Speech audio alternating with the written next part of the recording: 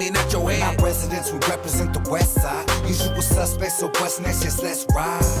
Usual suspects, player this the west. The vest won't work cause we aiming at your head. Mr. Criminal, young dopey on the tag team. These fools that fell asleep and woke up from a bad dream. From the west, we them usual suspects. Grew up with convicts, gangbangers and roughnecks. Stacking hustle, making that money like Dandy the subject. In the back of the homies, wiggle strapped up ready to bust text. And what's next? Became a warden of the state. Used to lock us up in cages, running from places we used to conquer. And if it ain't about them dollar signs, not on my mind, won't conversate. Tony Montana, the world is mine, I used to contemplate. Catch me in that S550, chasing this paper, got no time for Since I entered number one, I used to claim it and I dominate. In a city full of drama, gotta dodge the snakes. Lost souls, dodging them demons, I never lost the faith. Usual suspects, player this the west. The vest won't work cause we aiming at your head. Not residents, we represent the west side. Usual suspects, so what's next? Just let's ride. Usual suspects, player this the west. The vest won't work cause we aiming at your head. Mr. Criminal, young dopey on the tag team. These fools that fell asleep and woke up from a bad dream. My agenda, no surrender. Used to bust out of a Nissan Integra. My pistol used to look like a hockey stick. From the land where Mexicans like to politic. It's obvious that we very uncontainable. Yes, my city Inglewood unfadable. From the cradle to the grave, we give it all. The power that we have through every street brawl. Shot calling, player, I'm a born leader. Wear my blue flag, Chuck Taylors and white Peter. My side bitch is my girl's best friend. I swear, this criminal life I'm living on the edge. Usual suspects, player this the west. The vest won't work cause we aiming at your head. Not residents, we represent the west side. Usual suspects, so what's next? Just let's ride. Usual suspects, player this the west. The vest won't work cause we aiming at your Mr. head. Criminal, young dopey on the tag team. These fools that fell asleep and woke up from a bad dream.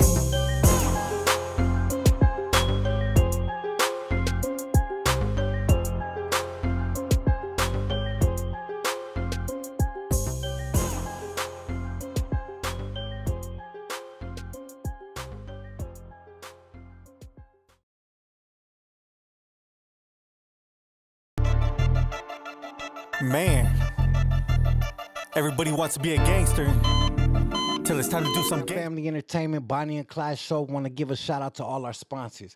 This month, our sponsors are as follows. Little Rascals Jumpers in Riverside, California. Tap in with Little Rascals when you have your next birthday party, quinceañera, graduation party. They got the dopest setups, the dopest rentals that you could get for your backyard. Jumpers, tables, the whole nine. Tell them Mr. Criminal sent you for that discount. Then next, we got my homie JB_Fitness, getting everybody right. It's summertime. Get your mind right. Follow the page for a little bit of that motivation. Tell them Mr. Criminal sent you. Then we got the homie Punching Back. You know the logo and the slogan, Punching Back. Attorney Rosenberg, my homie, defending L.A. and Southern California. Attorney Rosenberg, tap in with him. Solid sponsor, keeping everybody defended out here. All the criminals. You know how we do it. Criminal cases getting defended.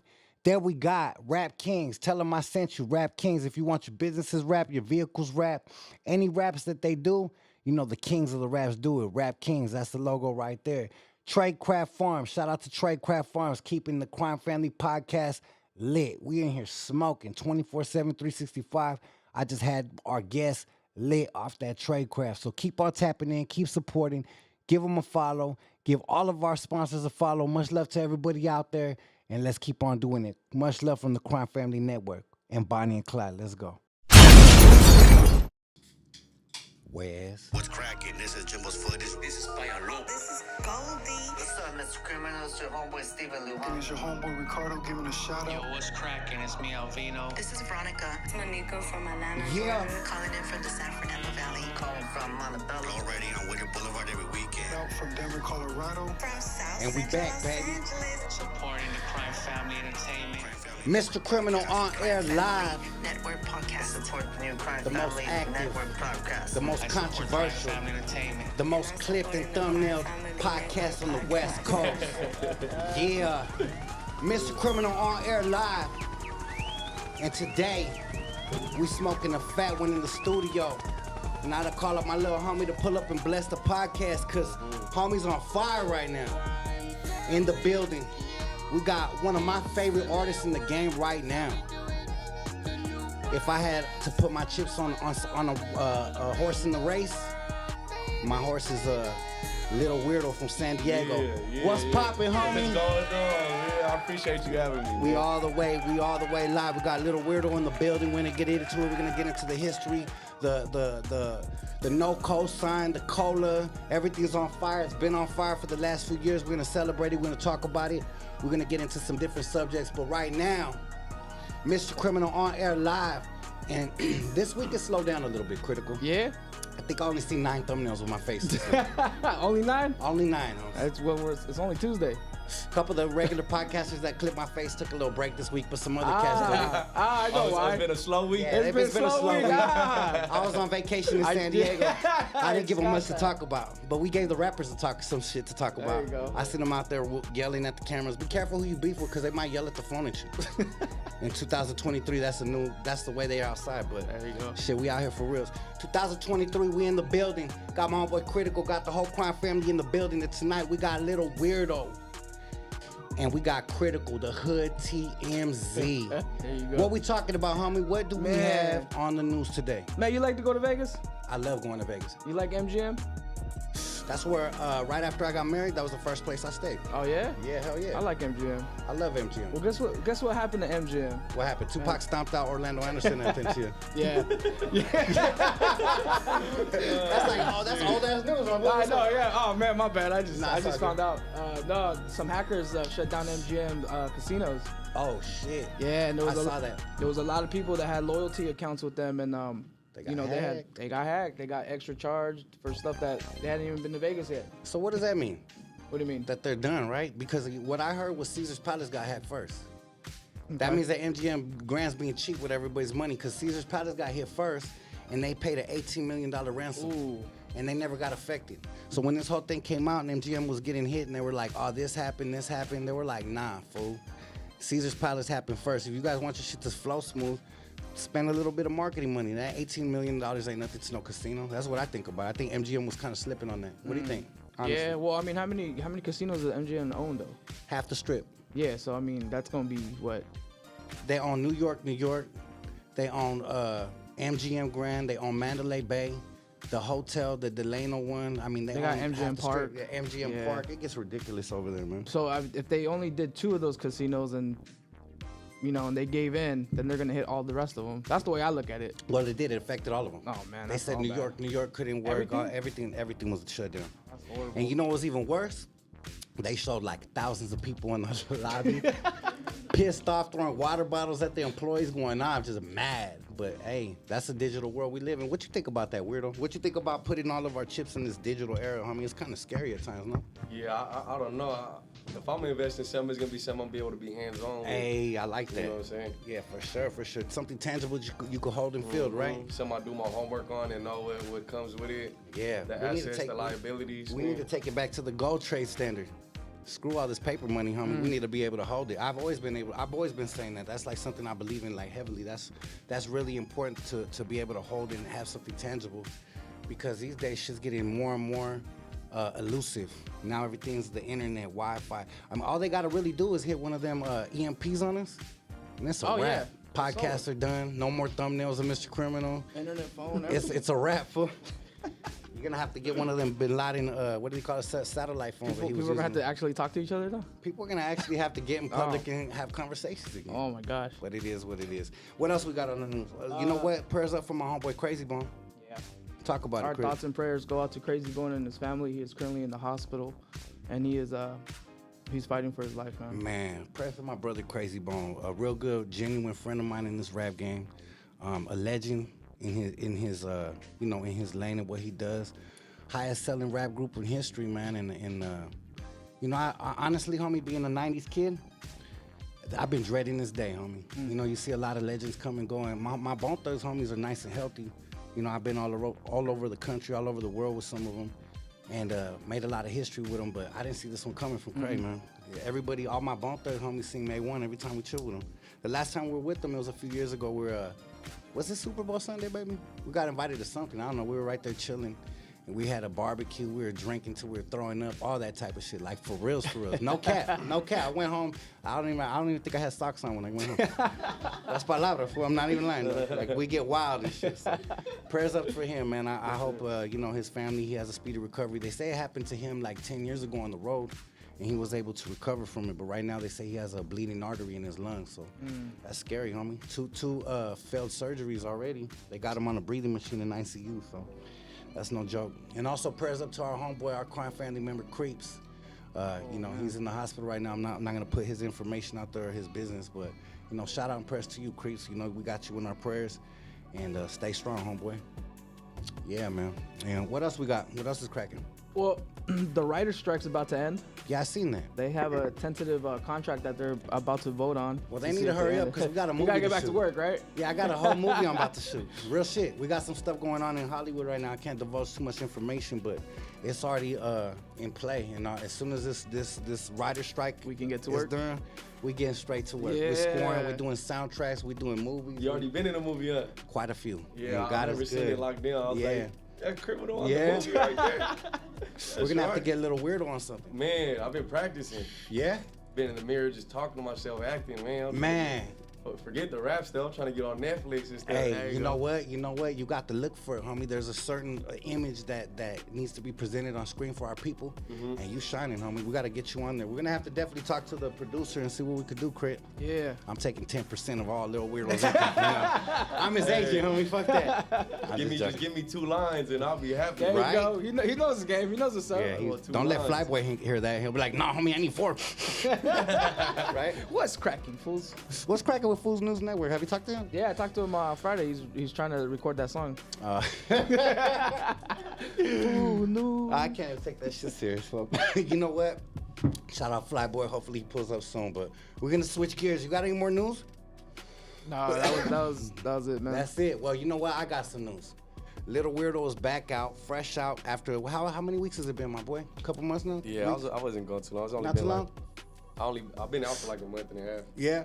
Well, welcome home, homie. In that month and a half, you've already ran up a lot. You got some videos out. You dropping shit. You doing a lot. So let's talk about it, homie. Let's talk about Lil Weirdo growing up in San Diego, where you picked up the microphone, when you first fell in love with this music. I mean, I know your background. I'm a fan, homie. I peep the music. I listen. I feel like I know your whole family now. Just listen to the music. You really bring them in. Yeah. But for the fans that don't know, homie, explain like where this birthed from, homie. What's your background? Well, my background is I kind of grew up in a certain part, but I really did bounce everywhere, you know. So I grew up in the 858 area. Hell yeah. I was born right there in Mary Birch, down the street from Glenda Vista. And the music just come from always being around it, you know. Yeah. My pops, he had his hand in on the music scene in San Diego as a producer.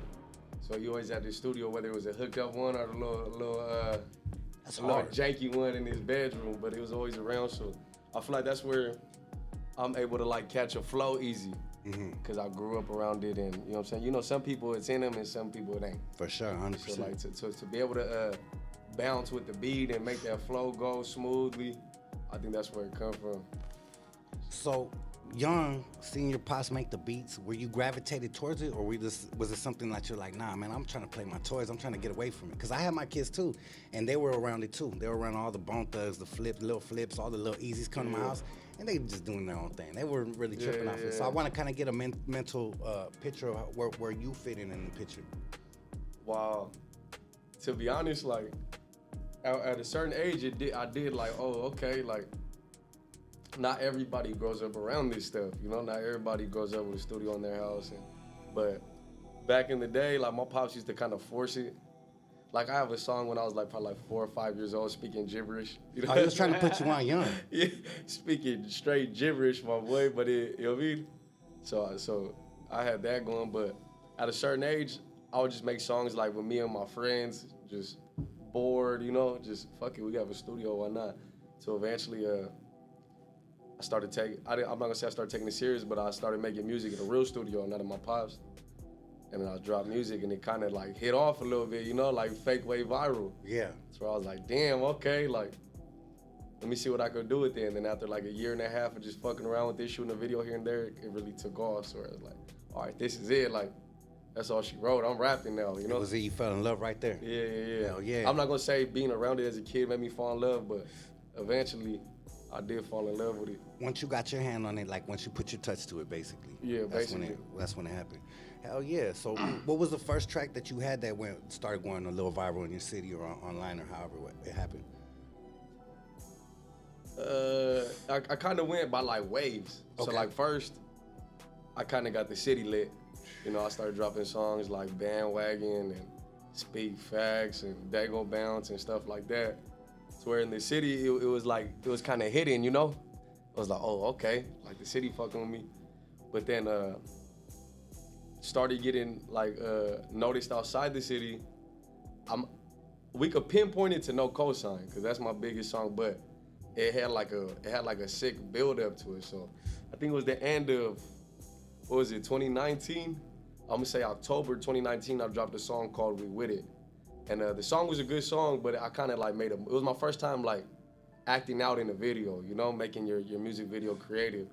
So whereas I kind of used a couple banged out homies and, you know, made some acting scenes like I'm getting tripped on at a liquor store and I get my little run back later and stuff like that, to where that one hit like, I was used to hitting like 70K in like 3 months, but that one hit like 89,000 views the first month. Damn. So I'm like, ooh, okay, I like that. And then, so then the exact next month, I dropped a song called How We Rock, and that one went even bigger. That one hit like 120,000 views in a month. So I'm like, ooh, okay, like they fucking with me. And then right after that, I dropped No Cosign, and it's over. That's when I heard your shit. Yeah, immediately was #1 out the city, you know, like I had to jump in, you know. So after that, it was no looking back. Like, okay, yeah, this is what we're doing. Money start coming in, and that was when everything changed. The No Cosign. Everything changed, man. People from LA tapping in, and IE, and all over the place, you know, showing me love. I'm like, okay. So you fell in love with it when you started feeling the vibe of it building up, but when it took off, you were already knee deep in it. You already had your hands in it. You were I was like, already now doing I'm it. ready to go. Already, and San Diego already had studio plugs and video plugs, to where it wasn't like I just woke up, rap, went viral. Nah, slowly built up, but when it hit though. Like, you know. Yeah, for sure. So what came with that? What came with that energy in the city? How did you feel? What was the change coming from Lil Weirdo with the viral tracks coming up little by little to that explosion? Like, what was the change that you noticed right off top? I'm gonna just say the love in the city, you know?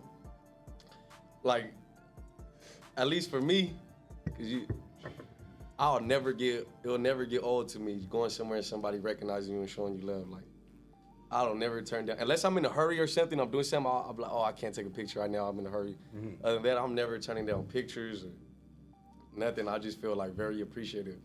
To where it's like, so when it hit, and I noticed people noticed me, I used to just sit there and be like, damn, like, this is crazy, you know?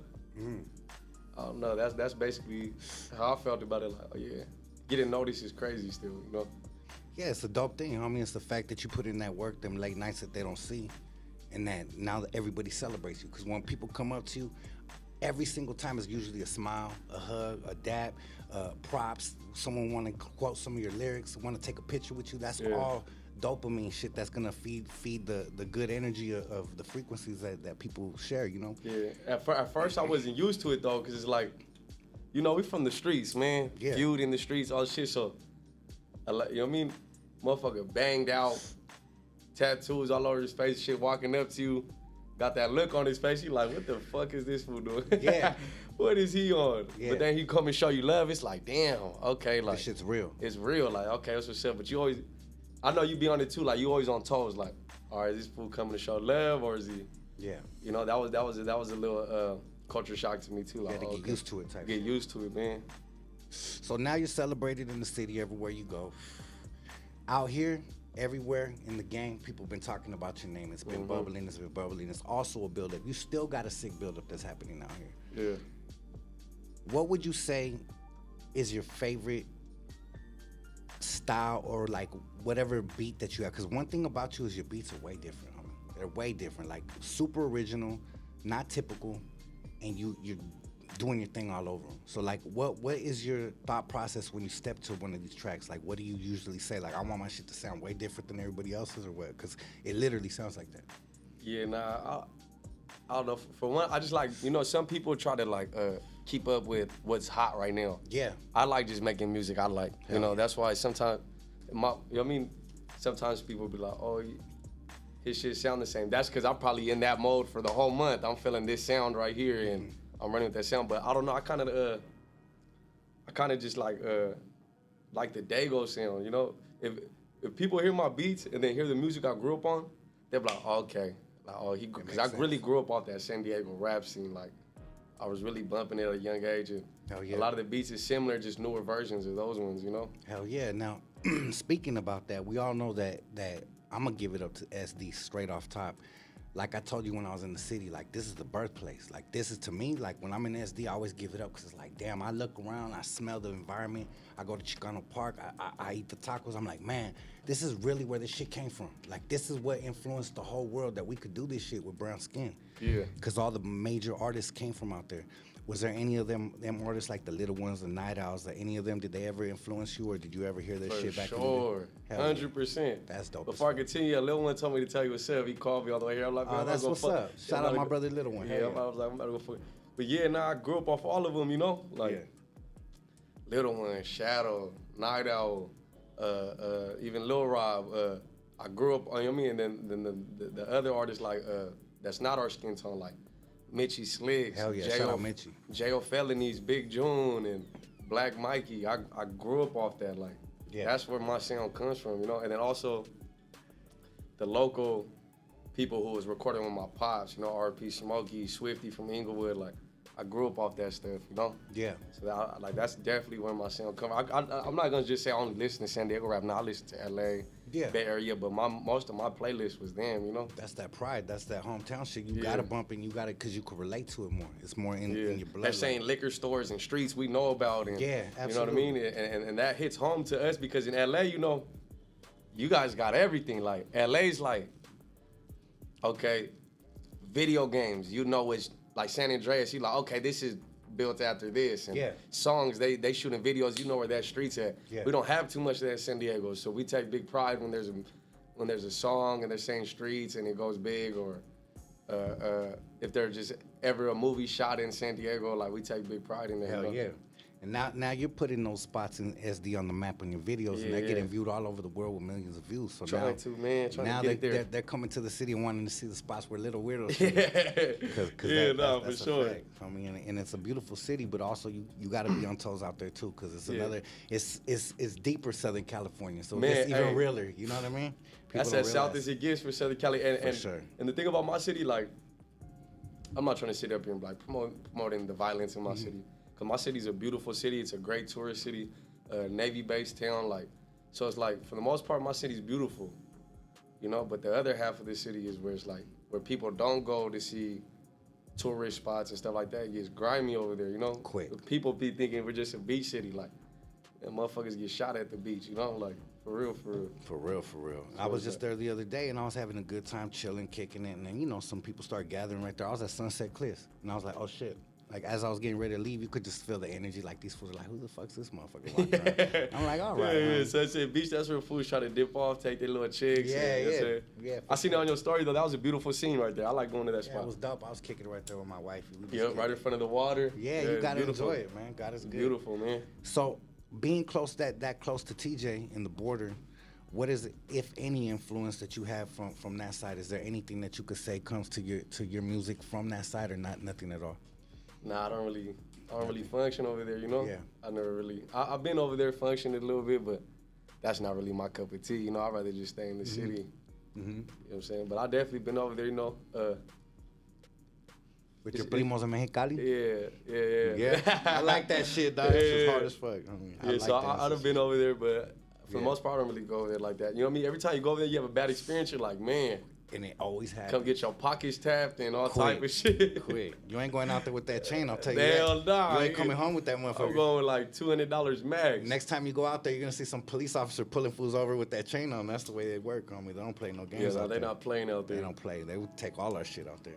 But yeah, to switch up the gears, Shit, let's see. What else are we talking about? Let's talk about the rise of our Latino community coming back right now. What's your opinion and your aspect of the way everything is moving right now? I feel like shit's bubbling. I feel like you're one of the leaders of the new movement, obviously.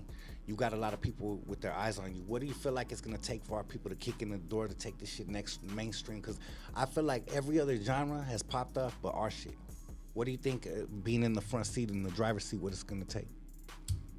To be honest, I don't know, because I wouldn't want to put myself in the driver's seat. Nah, why not? That's what you work hard for. Yeah, but, you know, I give credit where credit's due. I'm definitely one of the first ones to pop off. Like, you know, it was like our scene kind of died down a little bit until all this young fools came out again and with this new sound. And so I'm gonna say first one probably was like, was it Bravo the Bag Chaser? I believe it was Bro. You know, Bro hit off, and then my stuff started hitting, and then next you know we got RP, Money Sign Suede, and Peso and Lil Maru, to where I feel like those fools kind of took the lead more. So and I don't mind that, like, cause I don't have no ego problem. You know what I mean? I'm younger to everybody else, but to me, them is my younger homies. You know what I'm saying? To where I'll easily take a step back and let them take the lead, but I play a big part in it though. You know, I got my hand on it to where I could just do what I gotta do, but I don't feel like what I'm gonna do is gonna, you know, be like the main focus of what our people are doing. I'll throw that to everybody else, you know, but I think we're going in a good route. I just of course more unity, but we kind of get into that, you know. You know what I mean? Free my young homie Peso. We got some shit going, you know, because the way I see it now, it's like, you know, not everybody could fuck with each other, you know?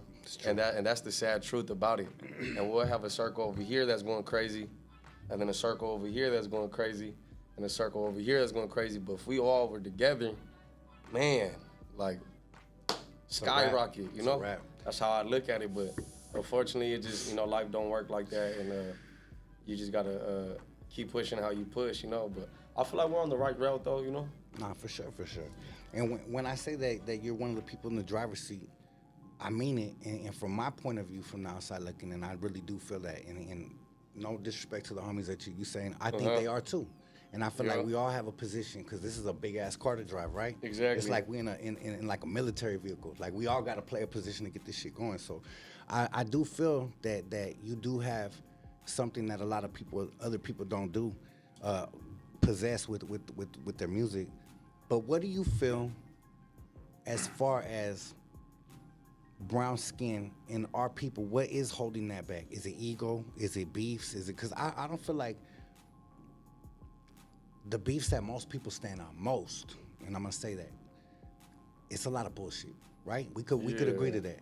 So is it more ego? Is it the homies need to just put down that shit, or is it never gonna get over it? Because I come from a different generation. I come from an older homie, OG, looking down at you homies like, how could I help out? But then from private conversations with certain people, I gotta respect that they ain't gonna get down with certain people. And I gotta always respect that and not try to cross that line. So what do you think it is as far as that?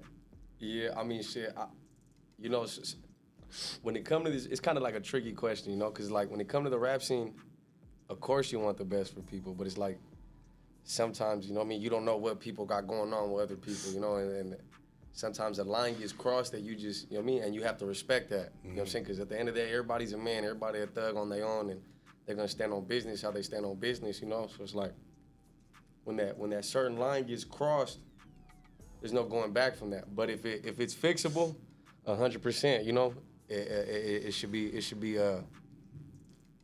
fixed, you know. And if it take an older homie to come and fix it, then that's what it is, you know. Yeah. But sometimes that's not the case. Sometimes people have real stuff going on in these streets, and there's just no looking back. Or not even in the streets. Sometimes personal issues, you know. Nah, for sure. And there's no looking back from that. It's not worth it. With that being said, what's your switch topics? Talk about some positive shit. What is your relationship with Lil Maru? Because I know that you guys are both from the city. I know when I was down there, you were like, man, we go tap in with the homie with some other shit. Yeah. Like what's your relationship with him? Like, how did you guys get in contact? Where did that develop? Man, for one, Lil Maru is my little brother, man. Like, I can never hate, and like to me, he could never do no wrong. You know what I'm saying? He could just never do no wrong. I love that little fool to death. To like, I literally seen his come up, you know, since he was a kid, you know, 15 years old. When I first met him, he was 15. So how we met was, I kind of took over the city, you know, with this rap shit. Like, I was the one, like, no, like I told you, those 3 songs, no cosign drop, it's a rap. Okay, yeah, I'm the one now. Like, you know what I'm saying? I'm the face of this shit. To where, like not even too long after that, fool, I'm gonna say like 6 months, Lil Maru had dropped a song called Change Up. I can never change up, like, you know what I'm saying? And so when he dropped that, fools are in my DMs all the time, like, hey, you need to tap in with this guy Lil Maru, you need to tap in with this guy Lil Maru. That's where I'm like, you know, I'm kind of on my high horse a little bit, because I'm like, man, I just became the guy. Like, let me enjoy it a little bit, you know what I'm saying? let me get my shine on, That's you know? some real Like, shit. like, I'm just trying to do me, but then I finally listened to the song, I'm like, okay, like, you know, my little homie fly, now my little brother fly up, but I'm like, in my head, I'm like, this little dusty fool fly, like, sick with it, you know? He flowing, he doing this shit. Because, you know, we off in the streets, he was still a gutter baby, 15 years old, still, you know what I mean? So I see, I'm like, okay, like I see him, so I send him a message, and so I look him up on Instagram, he already followed me. So I sent him a message just showing love, kind of what I would have wanted from my older homies. Like, hey, fool, keep doing your shit, bro. I see you, keep shining. I'm right here if you need me. And it was cool, it was all love, and then to where eventually I followed him back, and then we got in contact a little bit more, like chopping it up, and I was like, fool, come to the studio, like, you know, I got you on a session and let's get something going. So then I'll never forget, fool. We have a song called Money in the Bank, right? And it's my first time meeting this little fool, right? And I thought he was a little older, but no, I knew he was 15. So I'm expecting like, okay, this little young kid will come up in here and do his thing. It might take him a little while, I don't know. Now, knowing that he already been doing the music thing for a while, just on his own laptop, he was making his own beats and stuff at a young age. So then he comes in the studio, and the beat playing, and he's in the corner, fool, like dancing to himself, like, I ain't stopping till I get all the money. I'm looking like, what the? I'm like, okay, this little fool feeling it, you know? I'm like, okay, and he goes up there and rips it. Damn. Rips a hook. I ain't stopping till I get. So I'm like, okay, boom. Then he lays his verse down. Fool, he went so crazy, I could even do my shit right there. I could even lay my verse down. I'm like, you know what? I'm gonna double back on this, fool. You know what I mean? Good shit, do your thing. Damn. I wasn't gonna just let the little hubby outshine me like that. Like, damn, you know? Came strong. I wanted to be even with him at least, because the way he went, he made that song a San Diego hit. I just kind of just jumped on it, you know what I mean? Yeah. So I'm like, okay, I can't just let him just murder me on the beat. Now I gotta at least be up to par. So I double back later to do it. And then we shot the music video. And you know, after that, he kept pushing, and next thing you know, he top dog out the city, you know? Like, he number one. Like, to me, he's still number one. Like, he dropped multiple hits, San Diego hits, and out of the town, you know what I mean? Because I've been on tour with them too, to where I seen the reaction. The reactions. Like, we'll go to cities, and we both jumping. You know what I mean? I'll go up there, do my shit, he go up there, do his shit, and the crowd jumping, going crazy. We're like, damn. But then we hit cities where, you know, I'm not doing too good, and Lil Bro go up there and wreck that shit. I'm like, that's right, fool. Like, one of them, you know? Yeah. Proud of him. So I think he's like 19 now. You know what I mean? He's shining chains, bust down watches. Killing it to where, from when I seen him doing his little dance at that first studio session, every time I see him, I was like, damn. We talk about it all the time, you know? I'm like, damn, fool, like. He did that shit. He doing that shit, fool. Keep going, you know? Yeah, he got a unique sound. I mean, he had this song that I heard, I think it was last year or the year before. Remember, I was like critical. This Lil Maru got a motherfucking record that's gonna go through the roof. Yeah. It was like a singing, like almost like a reggaeton vibe, like a singing, like that shit was He started so in Spanish hard. shit. I was like, damn, this little fool gonna kill it. Whenever his time comes and he's ready for mainstream, it's a wrap for that. Yeah, because he's still young too. Like, he's only 19, you know? When he started, he was 15, 19, like, that's still young, you know? Yeah. Like, he got some time to go, grow, and He's still developing. Making better music, and his music is already good, you know? So, Man, that little fool got it, man. He got it, and I'm happy to, because I'm not saying I put him on, but I came in and was there for the little bro, the first one, you know? And when he kept pushing, I was always there with him to where everybody knew in San Diego, like, okay, that's Lil Weirdo's boy, you know? Oh, yeah. That's his young homie, and he's doing his shit, you know? And he's a part of that camp over there. To where he tells me all the time, like, I appreciate everything you've done, and done for him, and I'll just be like, man, like, I'm just thankful to be a part of what he has going on, too. Because, look, if I fall off tomorrow, I know for a fact little bro gonna come help pick me up, you know what I'm saying? He'll come pick me up, come on, fool, you know what I mean? He's gonna always be there for me, and I'm thankful for him as much as he's thankful for me. That's a genuine relationship right there, homie. And it's dope to see both you guys shining, homie. My salutes to both you guys representing for your city, but more than that, representing for our people. Because you guys are putting on, and people are watching your shit from everywhere. And like, damn, these little homies are killing it right now. So that's a good look. That's what we all work hard for, to see the next generation kick in the door and take it to where you guys need to take it. You know what I mean? Exactly. Shit, another question I had right here was, So Excited, the remix So Excited. How did that track come about? Because that's one of your hits right now. How did that shit come about? A lot of people were talking about it. Did you ever talk to Mr. Shadow about jumping on that motherfucker? Yeah. Like that? Yeah, talk about it. Yeah, I had to get the okay for sure. Yeah. Because, you know, I did something like that before, you know, and I hate to bring it up, but it happened. So I have a song called Dago Bounce, you know, and I remixed the beat of Aztec Tribe. Okay. Aztec Tribe, they had a song called Everybody Bounce. So I was barely starting out. I had remade the beat, shot the video, all the shit. And I had asked them for permission, you know? I'd asked them for permission, that the Aztec Tribe Instagram page, I was in communication. I don't know who I was talking to, but I was in communication with them, and they said it was good. But when I dropped the actual video, the guy who actually made the beat, his son commented on the YouTube video and was like, man, I understand what you're doing, but you have to get an okay and all type of, you know what I mean? Kind of like player hating. Defending his pops. He was defending his pops, but at the same time, like, trying to stop you didn't even ask anybody else if I got the okay, fool. So he kind of was hating on my shine and got the song taken down, you know? And it was on the build-up, fool. At the time, I wasn't doing crazy numbers, and I had like 10,000 views in like 3 days. Or in my head, I was like, oh, I'm about to be on. Yeah. And then, you know what I mean? It got taken down to where eventually, you know, it ain't no ill will, because eventually he hit me back up and was like, you know what? I talked to him. I understand you got the okay. My fault. You can go ahead and throw it back up anytime. But it kind of already ruined the rhythm, you know? So I knew when I was doing So Excited, I had to for sure get the okay. And I already had, already knew Little One and Shadow. We already were cool, you know? Mm-hmm. So I just hit him up. I hit him up, but I'm not gonna lie, I might have already shot the video and was telling him like, hey, it's already done, you know? Video shot, everything, like, this is what it is. If you guys, and they co-signed it though. Yeah. Immediately co-signed it, and I dropped it, and that was all she wrote. From there, you know, it was easy because I grew up off that song, you know? Yeah. And I'm already like on my player shit, you know what I'm saying? So it's like that So Excited song, it was easy to go with, fool. So it's like, hell yeah, that's dope as hell. And you know the original story of that song, right? It had a little bit of a dark story before. I don't know if you know the backside. Because I never heard so this shit. That's the song that made Little Rob and Shadow beef. I guess when they were beefing, that's the song that Shadow was dissing Little Rob. Yeah, you know what's crazy? I kind of heard that too. Yeah. So when he did that, I was like, damn, I wonder if Rob's taking that like the little homies kind of dissing too, but.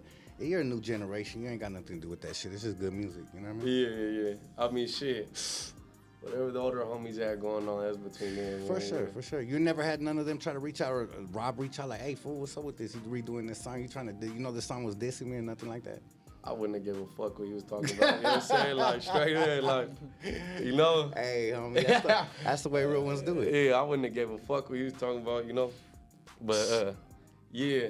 Now, he never reached out, but that song, yeah. That shit was cool, because, you know, that's one of the biggest, that's a big Chicano rap song. Huge. In general. That shit was every boulevard. Yeah, to where in my city, that's like a legendary, like, song, you know, to where when I did it, it was like, damn, you know, like, for everybody to look like, okay, we know what Little One and Shadow did, you know? And we know that's probably one of their biggest, if not their biggest song together. Yeah. And for the little homie to come out and he the new top dog out the city with Maru, and he remixed it, and you know, it was kind of like, oh Paying yeah, homage, homie. paying homage, you know, And representing, that's a good look. That's what I'm big on, you know. Yeah. I love, you know what I mean? I used to do horrible in school, but I loved history class, you know, because I love learning, you know what I'm saying? That's so dope. Yeah, so I was big on homage, and you know, and then when they co-signed it, and then we had the taco festival in San Diego, I think it was probably like anywhere from like 5,000 to 10,000 people there. They brought me out, they performed it. And when they were both done rapping, they brought me out in the crowd. I didn't think nobody was gonna go crazy for me, you know, because I was like, okay, the legends are on stage. They're not gonna trip out Lil Weirdo. I went up, they started screaming, I did my thing, and that was like a big legendary moment for me, you know. San Diego was like, the older homies brought me out and really embracing me, you know what I'm saying? And I loved it, you know. I loved every second of it. Hell yeah. How does your family feel about their family member Lil Weirdo getting this shine for the city and putting on? Because I know that you told me behind the scenes that some of your family members are tapped in with the music.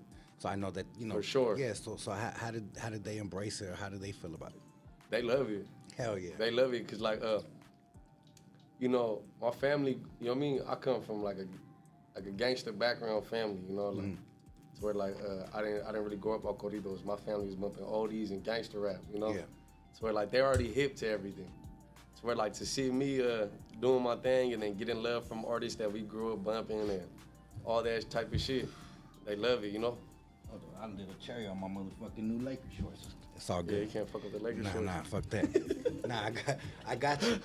So they're definitely tapped in, and they're definitely proud to see you representing the city and carrying the torch. Yeah, like the Chicano Music Festival that they just threw, you know. Yeah. All type of artists there, like Lil Wayne, Shadow, Miss Crazy, you know, and then even like all these artists like the Delphonics and Mary Jane Girls. I took my family, because usually I don't take my family to shows, because you know how it is. You don't know what the fuck gonna happen at this show, you know what I'm saying? So it's like, I took them to that one because I felt like it was the right one to take them to, and for them to see me backstage with everybody and everybody showing love, and I'm showing love, they're showing love, and they're meeting all these big artists, you know what I'm saying? They're just like, damn, like, that, you know what I mean? They felt it. They're always being supportive, but they felt it right there, like, oh yeah, that's dope. Oh yeah. Fucking I was laughing my ass off, and I told you in person. I thought this shit was comedy on. So I gotta ask you about it, because people keep asking about it, and the community's asking about it. What happened with you and Capone? Why'd you guys bump heads, or what the hell happened with that? I knew I ain't no real beef. Yo, boy, Mr. Capone. Talk about it, huh? I know this ain't no real beef, because we already talked about it ain't no beef, man. It ain't no beef, man. Matter of fact, shout out Capone, dog. But it's just... That's gentleman of you, homie. That's dope of you to say that. Yeah, because ain't no ill will. It ain't nothing serious, you know? Yeah. It's just sometimes, you know what I mean? Thugs got feelings too, you know? Hell yeah. It's where it's just, you know, I had another little internet episode with another young artist that I've done this plenty of times, but we always have little episodes together. He getting his feelings, say something. I get in my feelings, say something. And, you know, I thought it was just another quick little episode. And so a big food page posted it, our back and forth, and Mr. Capone took it upon himself to make a comment, you know? And I kind of felt like, man, because I done seen him always throwing his 2 cents in the shit that he didn't really need to, you know? Just to, like, I don't know, to feel relevant or whatever. But, you know, he took it upon himself to go make a comment to where I kind of felt like he was going against me. You know, when I'm the guy who's always staying out the way and mind my own business, and unless something comes my way, you know? So he took it upon himself to make a little comment and shit, and I kind of just, you know what I mean, took it upon myself to say something back, like, you know? I felt like if 2 youngsters are getting into it and you don't know what the fuck's going on, you should probably just stay out of it if you're not even in our generation bracket, you know? Especially somebody we're supposed to be like looking up to make a little slick comment, what I felt like a slick comment, you know? You know what I mean? Somebody we're supposed to be looking up to making a little slick comment and shit. To where, you know, after that, he exchanged some words, you know, on whatever social media platform he did, and then that was it, you know. Oh, he said some shit back. Like, Yeah. I never saw that. Yeah, he said something back, and you know, I just felt like, you know what I mean, and I just felt like if you ain't no youngster ready to get hands-on, activated, you know what I mean, you should just stay out these youngsters' business. Cause I'm not sitting here saying, oh, my homie this, or I'm not no older fool talking about my little homies. I know what I'm gonna do, you know? Like I'm 25 in my prime right now, fool. Like I'm ready to go if that's what it is, you know? Yeah. It's where if you ain't on that type of shit right now and not trying to fix the problem, ready to jump on calls and help youngsters get understood, then just I understand. step the fuck back a little bit, you know? Yeah. But, you know, nobody's perfect, you know? And I don't take no offense to what he said no more. And it's kind of just spur of the moment thing, you know? Water under the bridge type shit. Water under the bridge, man. I see him, it's cool, you know? Hell yeah. I'm on whatever he's on, you know? Hell yeah. You guys had any communication after that? Like, Nah, we were supposed to, from what I was told, we were supposed to jump on the call, but that never happened. But it's cool though, like I could see him and be, what's up? It's all love. Yeah, Well, it's straight, you know? well, here it is right here. Yeah. That way the chismosos out there, they keep asking in the comment section to ask. Now you guys got the question asked, so stop asking. Shit, another question we got from our community. Comments probably going crazy right now.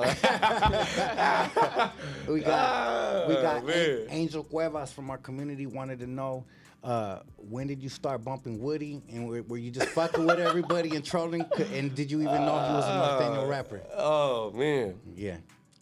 You know, that shit just kind of came on, man, you know? You didn't even know, type shit. Yeah, it is what it is, you know? Yeah. I think I got my heat for it, you know? Yeah. Jumped on the call with the upstate homies, you know? Yeah, got it. You know what I'm saying? Look, this is the thing, man. Yeah. We are from Southern California, you know? So it's like, that shit don't really matter to us, you know? But the song did come on when I was on live. How it came on, who knows, you know? But it did come on. Somebody did screen record and throw on YouTube. So like, it is what it is, though. Yeah. Like, you know what I'm saying? At the end of the day, I'm a man. You're not gonna sit here and question me about a fucking song Nah, for sure. coming on, you know what I mean? Trip all off me crazy. If you tripping, it is what it is. Yeah, for But sure. you know, out of respect for the homies in that area, jumped on the call. Hey, fool, that shit, small shit, man, you know? Hell That yeah. small shit, it's all love, you know? Well, people just want to know if you knew, because to be honest with you, no disrespect to the homie, I would have never known, because I never heard his music. Nah, So I would have never known. That shit could have been playing around me, and I would have never known. yeah, who the nah. fuck it was. I knew who he was. I would have for caught sure. keywords, you know what I mean? Yeah, I'm not no hater. I definitely heard of the name. Probably heard some Oh, music. I heard of his name. Yeah, I just for never sure. heard his music. Yeah, for sure. Nah, I don't really know his music like that. That's you what know? I'm saying. Nah, his shit was everywhere. When I was a kid, his shit was all over the stores. Yeah, yeah. How am I not gonna see a fool with fucking flamed up ass pants? I'm like, what the fuck is this shit? Yeah, you know? nah, for sure, yeah. But I never actually heard the music. Yeah, But nah, I don't- you've I don't- seen the name everywhere. It's just Yeah. like Sir Dino and all them other cats. It's undeniable, the rappers, like, there wasn't very many of them. So when you saw them in the stores, the shit stood out to you. A Yeah. brown skinned motherfucker with red on, flamed up, head to toe, that shit's gonna stand out. you Yeah, know? back and that's when motherfuckers was pulling up buying CDs and shit. Yeah. But you could play that shit right next to me. If I wasn't paying attention, that shit could have played for an hour. Unless I listened to the words, I would have never known Never who knew. it was. Nah, Never me knew, 'cause I don't personally. play that shit. Nah, Yeah. exactly. So, yeah, you got your question answered, Angel. So there it is there. Yeah, so He thought I was trolling. He thought I put it on to troll everybody. Nah. yeah, what's your mentality on signing to a major label? Is that something that you would ever entertain? Is that something For that you fuck sure, with? man. That's Yeah? the goal, man. Well, show me the money. You know what I'm saying? That's Yeah. the whole point. Like, motherfucker come offer me $2 million and then kind of make some sense. I might just fuck around and sign that motherfucker. You But know? sometimes it's not worth it, my boy. And this is why I asked. Because you said you had a relationship with Money Sign Suede, right? Rest Yeah. in peace. I seen a video before he passed, obviously before he got locked up. But there was a video where he was asking his fans, basically telling his fans, tell Atlantic Records to drop my shit. I can't drop my record. I can't drop no music. Everybody spam the comments, go to their last post, and just go crazy and say drop Suede's tape. So sometimes signing like that, they got their thumb on you and you can't do shit. You know what I mean? Yeah, but look, fool, this is how I look at it. Like, that's if you just want to be full-time rapping. Like, that, I mean, for me, like, that's how I'm looking at it. You know us, we from the streets, fool, Yeah. both of us, we all from the streets, so it's like, 2 million in a hustler's mindset, You're gonna flip that shit. that motherfucker getting flipped 10 different ways. Absolutely. You know what I'm saying? You know what I'm saying? Like, I grew up with a house full of us, cockroaches in the cabinet. Motherfucker got watch your cereal. When you pour it in that bowl, motherfucking cockroach might jump out that motherfucking cereal box. And it's like, so to where it's like, if I could get $2 million and go invest that shit, motherfucker might not even want to rap no more. Like, fuck this rap shit. But if you want to be a rapper, then signing a deal you might have to read that contract even more thoroughly and really think about it even more. Cause me, personally, if I get a contract, I'm gonna send it to 3 different lawyers. Here, look at this, look at this, look at this. Tell me ins and outs, tell me ins and outs. You know what I mean? And then go from there. But yeah, I just feel like if you're trying to make the rap thing your career and that's what you're focused on, then yeah, that makes sense. Yeah, don't just sign something and then get fucked over and thrown on the shelf later. But hustler's mindset, like what about you? Let's say I a turned right down deal came. so many. I know you have. I turned down Rock La Familia with Jay-Z. I turned down the G Unit West deal. We did as a team, me and Capone with 50 Cent. I turned down a Sony deal. I turned down an Atlantic deal before they signed Money, signed Suede. They were gonna sign me. I turned down a deal with some cats recently in Atlanta, and I'm right about to turn down a deal right now with some cats. I don't want to say the label right now. I got the contract right here, my boy. This shit, so you can see. Let me see. I'm not. Don't say the name out. I'm gonna scream it, fool. Oh, okay, yeah. Is that not a well-known label out here? That one's lit right now. That's a lot of big artists signed to that label, right? Yeah. They're trying to offer me some shit, but not everything that glitters is gold. So my opinion on it is you gotta fucking really, really watch what you're doing. And if you really believe in your craft, you're really getting it. Like I got all this, everything that I got from the ground up. I've been doing this shit for 23 years, grinding without nobody taking out my pocket. So it's real hard for me to give up any percentage of anything, cause I'm like, fuck that. I got this shit out the mud. I pay for my employees, I pay for the studio, I pay for everything on my own.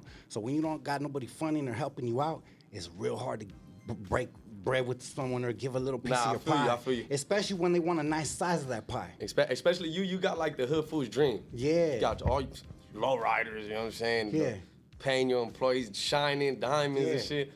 What else do you want? And you know they offer me bags, no disrespect, but they're offering bags that I done seen for 23 years. So it's hard. Unless it's like some life-changing money, I'm like, even at that point, homie, do I really want to give up my shit to where possibly a motherfucker can't release my music and then you're stuck? I only ask you because I know you're a hustler. Yeah. I know you gonna get it But regardless. then you get that upfront money, I'm not gonna lie. Then you go buy some property, some real estate, flip it, grab some different shit. Exactly. Like, there's so many ways to skin a cat, you know what I mean? So it's all about the mentality. And I ask you, because I commend you for having that mentality to say, I'm gonna put it through three lawyers. Because most cats, I done seen it. When I was signing High Power Capone, almost every single artist that came to the table, they did not give a fuck. They just wanted their music out and they wanted that quick bag. And then come a year later, 2 years later, when we're spending and getting all this fucking 100,000s and really stacking, they're like, wait a second, scratching their heads like, what? But wait a second, they're calling me, blowing me. I'm like, wait a second, homie, you signed that. And I told you, homie, slow the fuck down. So every artist has a different mentality, but I really do feel that this new generation has been educated more by other people's mistakes. And that's what I'm on. And that's what you're on. I see that. I'm observant, you know? Okay, the stove hot over there. I'm not about to go touch that motherfucker. That's why I've never signed nothing. I never took any distribution advance, nothing. I never did that. Everything is literally independent. Okay, if I'm signing something, okay, yeah, you get your little 10%, I get my 90 and just distribute my music everywhere. I never took, no, here's a couple 100,000 up front and pay. I never did that, you know? Not saying I wouldn't, but it's just because not only was it a lot of shit didn't make sense when it was thrown my way, it was because I was just too much of thinking of everybody else's mistake. You know, like, homeboy got fucked over before. I'm cool. Yeah. Let me just keep. This is working over here. Let me do this. That's the way you're supposed to learn, because they say a genius learns from another man's mistakes, and you will not have as many obstacles in your way if you just study and read the temperature of the room. You know what I mean? And a lot of motherfuckers that bring that type of business, that fugazi shit, you can see it a mile away, you know? And if they're desperate to sign you, that's even another red flag. If they're like on your phone every fucking 5 minutes, like, wait a second, I got a product that's a little hot. Why are they so on this shit? They know something you don't know. Maybe you're not even thinking of yourself. Exactly. So I commend you for that. What would be the next move for you when it comes to making music? What do you see your future musically? What do you see the contribution to what Lil Weirdo will become in the next 5 to 10 years in this game? Is that something you want to do? Is it something you want to keep continuing doing, or is it something you just want to do a little bit and do other shit? Like, what's your mentality on it? I mean, it just depends how it goes, you know? Yeah. Because I'm gonna lie, like, sometimes a motherfucker got so much going on, where, you know, I'm pretty sure you've been there before, you kind of shy away from music. You know, I done told you this before, like, damn, go off that rap shit, like, Yeah. fuck that rap shit, you know? Just recently, it was like 6 months ago. 7 months ago. Like, you know, it's where sometimes my headspace ain't there, you know, there be a lot of shit going on in the world, in the streets, and my close circle to where music ain't really my concern, but I'm back at it, you know what I mean? Machine in Motion tape dropping real soon. So as of right now, I'm gonna just go full throttle and see where it goes, you know? Yeah. Go the next like 2-3 years, go crazy. Hell yeah. Drop as much music as possible, as many tapes as possible, and just see where it goes. And if it keeps going, then why would I stop, you know? Hell yeah. I love how the youngsters say tape these days critical. You ever played the tape before? Like cassette tape? Yeah, fool. Yeah. You take For them to those? Yeah. I'm like, you keep saying I'm the a tape. 90s baby, fool, so it's okay, like, so you could I got a little really bit here, you know what I mean? I done seen that shit, I done rip that grew up off motherfucker the out. tapes. So I'm like, man, he keeps talking about a tape. I'm just picturing a Little Weirdo tape. Like I could put my shit fucking or wind it I've been up. thinking about making like some CDs, you know? Hell yeah. For like fans who want a little extra sound. You've never had a physical CD? Oh, I never shit. did a album, tape, EP, anything like in general, but an actual CD burned out. Also, this is your actual first album that you dropped? Nah, it's not an album though, so it's just a tape. Okay, Yeah, it's I got a tape. you. It's know just what a I mean? tape, critical. It's just a tape. It ain't an album. I never dropped that. It's just single. Got you. I felt like that was better because I could promote the fuck out the Got single you. as long as I want, you know? Hell yeah. Who you all got on Machine in Motion? Who's featured on it? I got Mr. Criminal, Hell and yeah. Young Dopey. Hell yeah. Shout out. I got my boy Peso from Texas. Yeah. You know what I mean? A big artist out there. And then my boy, I say my boy, but his name is The Boy from SOB. Oh, yeah. Yeah, For sure. Yeah. What is that? Hey, homie, we haven't opened up the phone lines yet. Chill out. Let me put the shit on airplane mode. Yeah. Hell yeah. Nah, that's dope as hell. He's the one that raps. He's not the singer one, right? Yeah, he raps. Yeah, he raps. raps. That's I what's kind up. of think that group kind of split up, so I don't Yeah, even they be split fucking up that for fool, sure. But yeah, now Free the Boy, man. He's locked up, incarcerated right now. Damn. So yeah, but he's on the tape. I've been holding on to some of them songs are old, you know. Yeah. It's where it's like, I feel like it's gonna be a real good tape because it's some of my best work stacked up, you know. Hell yeah. Would you say the Bay Area influences your music a little bit from sure, that side? for Because you sure. definitely have that little bit of Yeah, that style. yeah. You know, some homies get up and be like, nah. Yeah. I go to that You Southern keep it Cat. 1000, Yeah, I like nah, that. hell nah. I grew up off that shit. E40, Too Yeah, Short. yeah, we you all know? did. You know what I'm Shit. saying? E40's old shit is some of my favorite shit. Like the Is that click. right? The Oh, click, that was be my about shit. your Game paper related? and- Come on. That shit was We knocking. having so much fatty homes. I can't stop now. Yeah, real I love shit. that shit. I break the back off a bitch. That shit's Yeah, so nah, hard. that's my shit. You know. Yeah, So- shout out to Ricardo Ortega. Put me on that shit when I was like 11 years old, 10 years old. We used to be bumping that shit. Yeah, so you know what I mean? I grew up off their shit. And then even their new shit, you know? Yeah. I like a lot of their stuff, you know? It's just different. The new production's different. I feel like the older production was like timeless. Like this new shit just like slapping. It's like it's forgettable. Yeah. Like the lyrics are probably dope, but the old shit's like the rhythms, the sonically, like the leads they put in back in the days.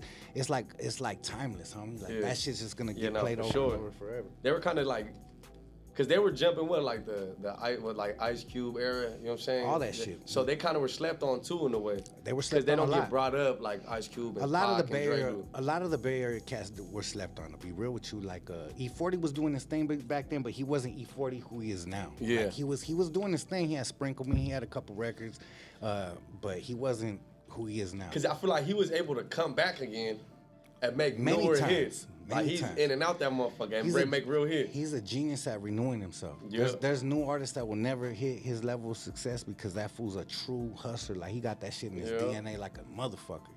And not many artists have the caliber of expertise of knowledge to invest in themselves like he did. You know what I mean? Like most motherfuckers get money and out here they be going tricking that shit off on bullshit. leasing whips, all kinds of shit. This fool was buying shit. He was buying fucking properties young, all kinds of shit. I done studied E40's game and contribution to the coast for a long time, and that dude is very impressive. Yeah. Have you done any investing or anything like that? I know that you know, when we were chopping up, you told me that you take care of a lot of stuff. You have a lot of responsibilities. Is there any investments that you've done or anything that you want to get into? Yeah, I make like small investments here and there that I haven't got jumping, but you can't invest into something and not expect a return ASAP. You know, you gotta be ready to put some time and effort. And even if I invest in it now, cause I get it for the low, let it sit there for a little bit, and then get to it when I'm ready to get to it. That's cool with me, you know. But yeah, I definitely got some assets, you know. Some I'm working on like a food trailer. Oh, that's dope. Working on it, and then another thing I like. Oh, you weren't playing with Cola, huh? Nah, hell nah, man. You thought that I was acting? Fool? I was practicing. I was really at work. I was really at work. That's why I like that shit so much. Yeah, but then and then I like investing in my people, you know? Yeah. Like, shout out Fat Guapo. He has a lot of small businesses. I'll go invest in him here, bro. Boom. Real hustler, machine, huh? You know what I'm saying? He's a hustler. Yeah, for you real. Get to it, and then like, me and my, just on the way here, me and my cameraman talking about going in on something, you know? Yeah. I just like investing in my people too, you know? Like you said, that crypto shit, hell no, I'd rather just go invest in the homies. I did a lot of losses in crypto. and I won a lot too. He said, man. I took both. Yeah. So there's ways that I won and there's ways that I lost. I could say that, but yeah. I definitely could say I'm on the up and Even up. when you lost, you won. It was a lesson. Shit, unless you're on the internet. When you win, you lose, fool.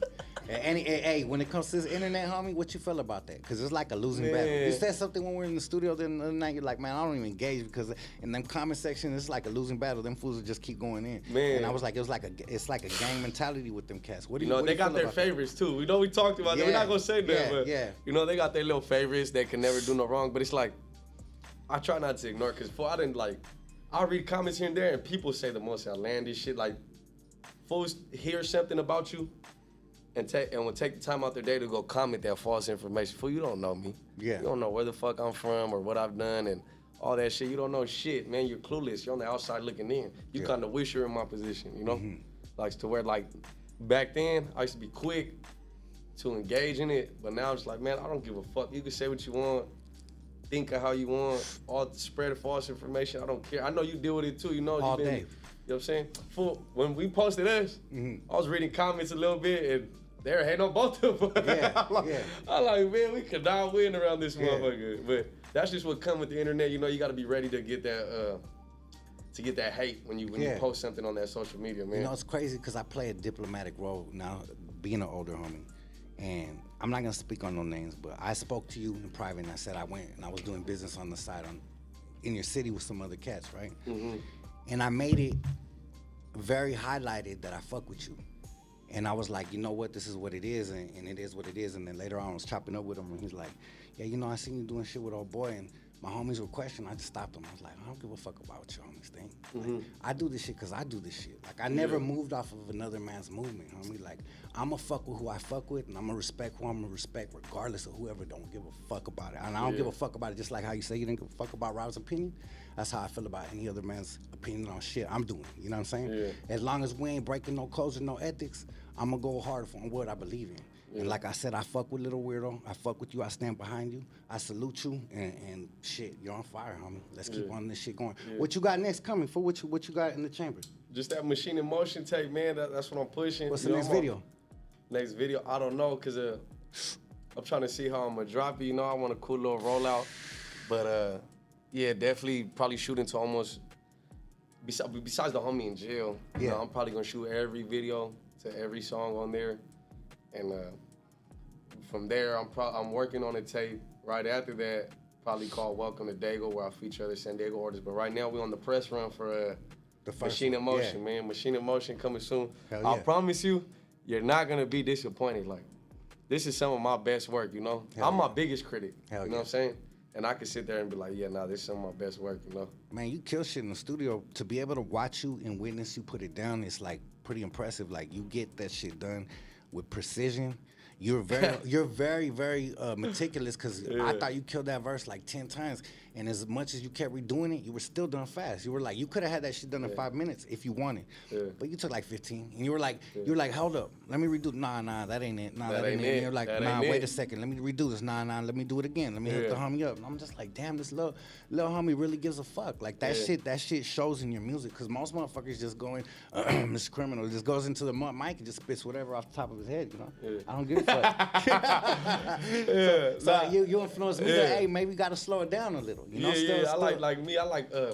I like punching in. Yeah. Some fools don't like punching in. They want to one take that shit. Yeah. Some motherfuckers. Out of keep breath the whole time. They breath on. Nah, hell nah. I'm trying to make it sound good, but at the same time, I'm gonna make it look easy like a layup though. You know what I'm saying? Like, just cause I've been doing this too long, I don't care. I've probably been popping the last 4 years, but I was born and raised around this motherfucking studio. You know? Hell Where it's like I just come natural, I guess. You know? Hell yeah. I'll be in the studio session with other people. I'll be like, okay, I see it. You know what I mean? You always see how everybody works different. Ethics. Yeah, everybody works different, you know? But I'd like to keep mine quick and simple. Okay, I don't want to, okay, yeah, here, let me just rap what I got wrote right now. Boom, let it run, keep running. I'm going to keep writing to that motherfucker in. That way it just keeps flowing naturally and stuff. You know? Hell yeah. I wanted to sound good. That's dope. From people outside the city that ain't been to the city, everybody got to go to San Diego at least one time in their life. It's one of my favorite places to go chill. Me and my family, we've been going for years. I go to Mission Beach, Ocean Beach. We go all over that motherfucker. Give some insight.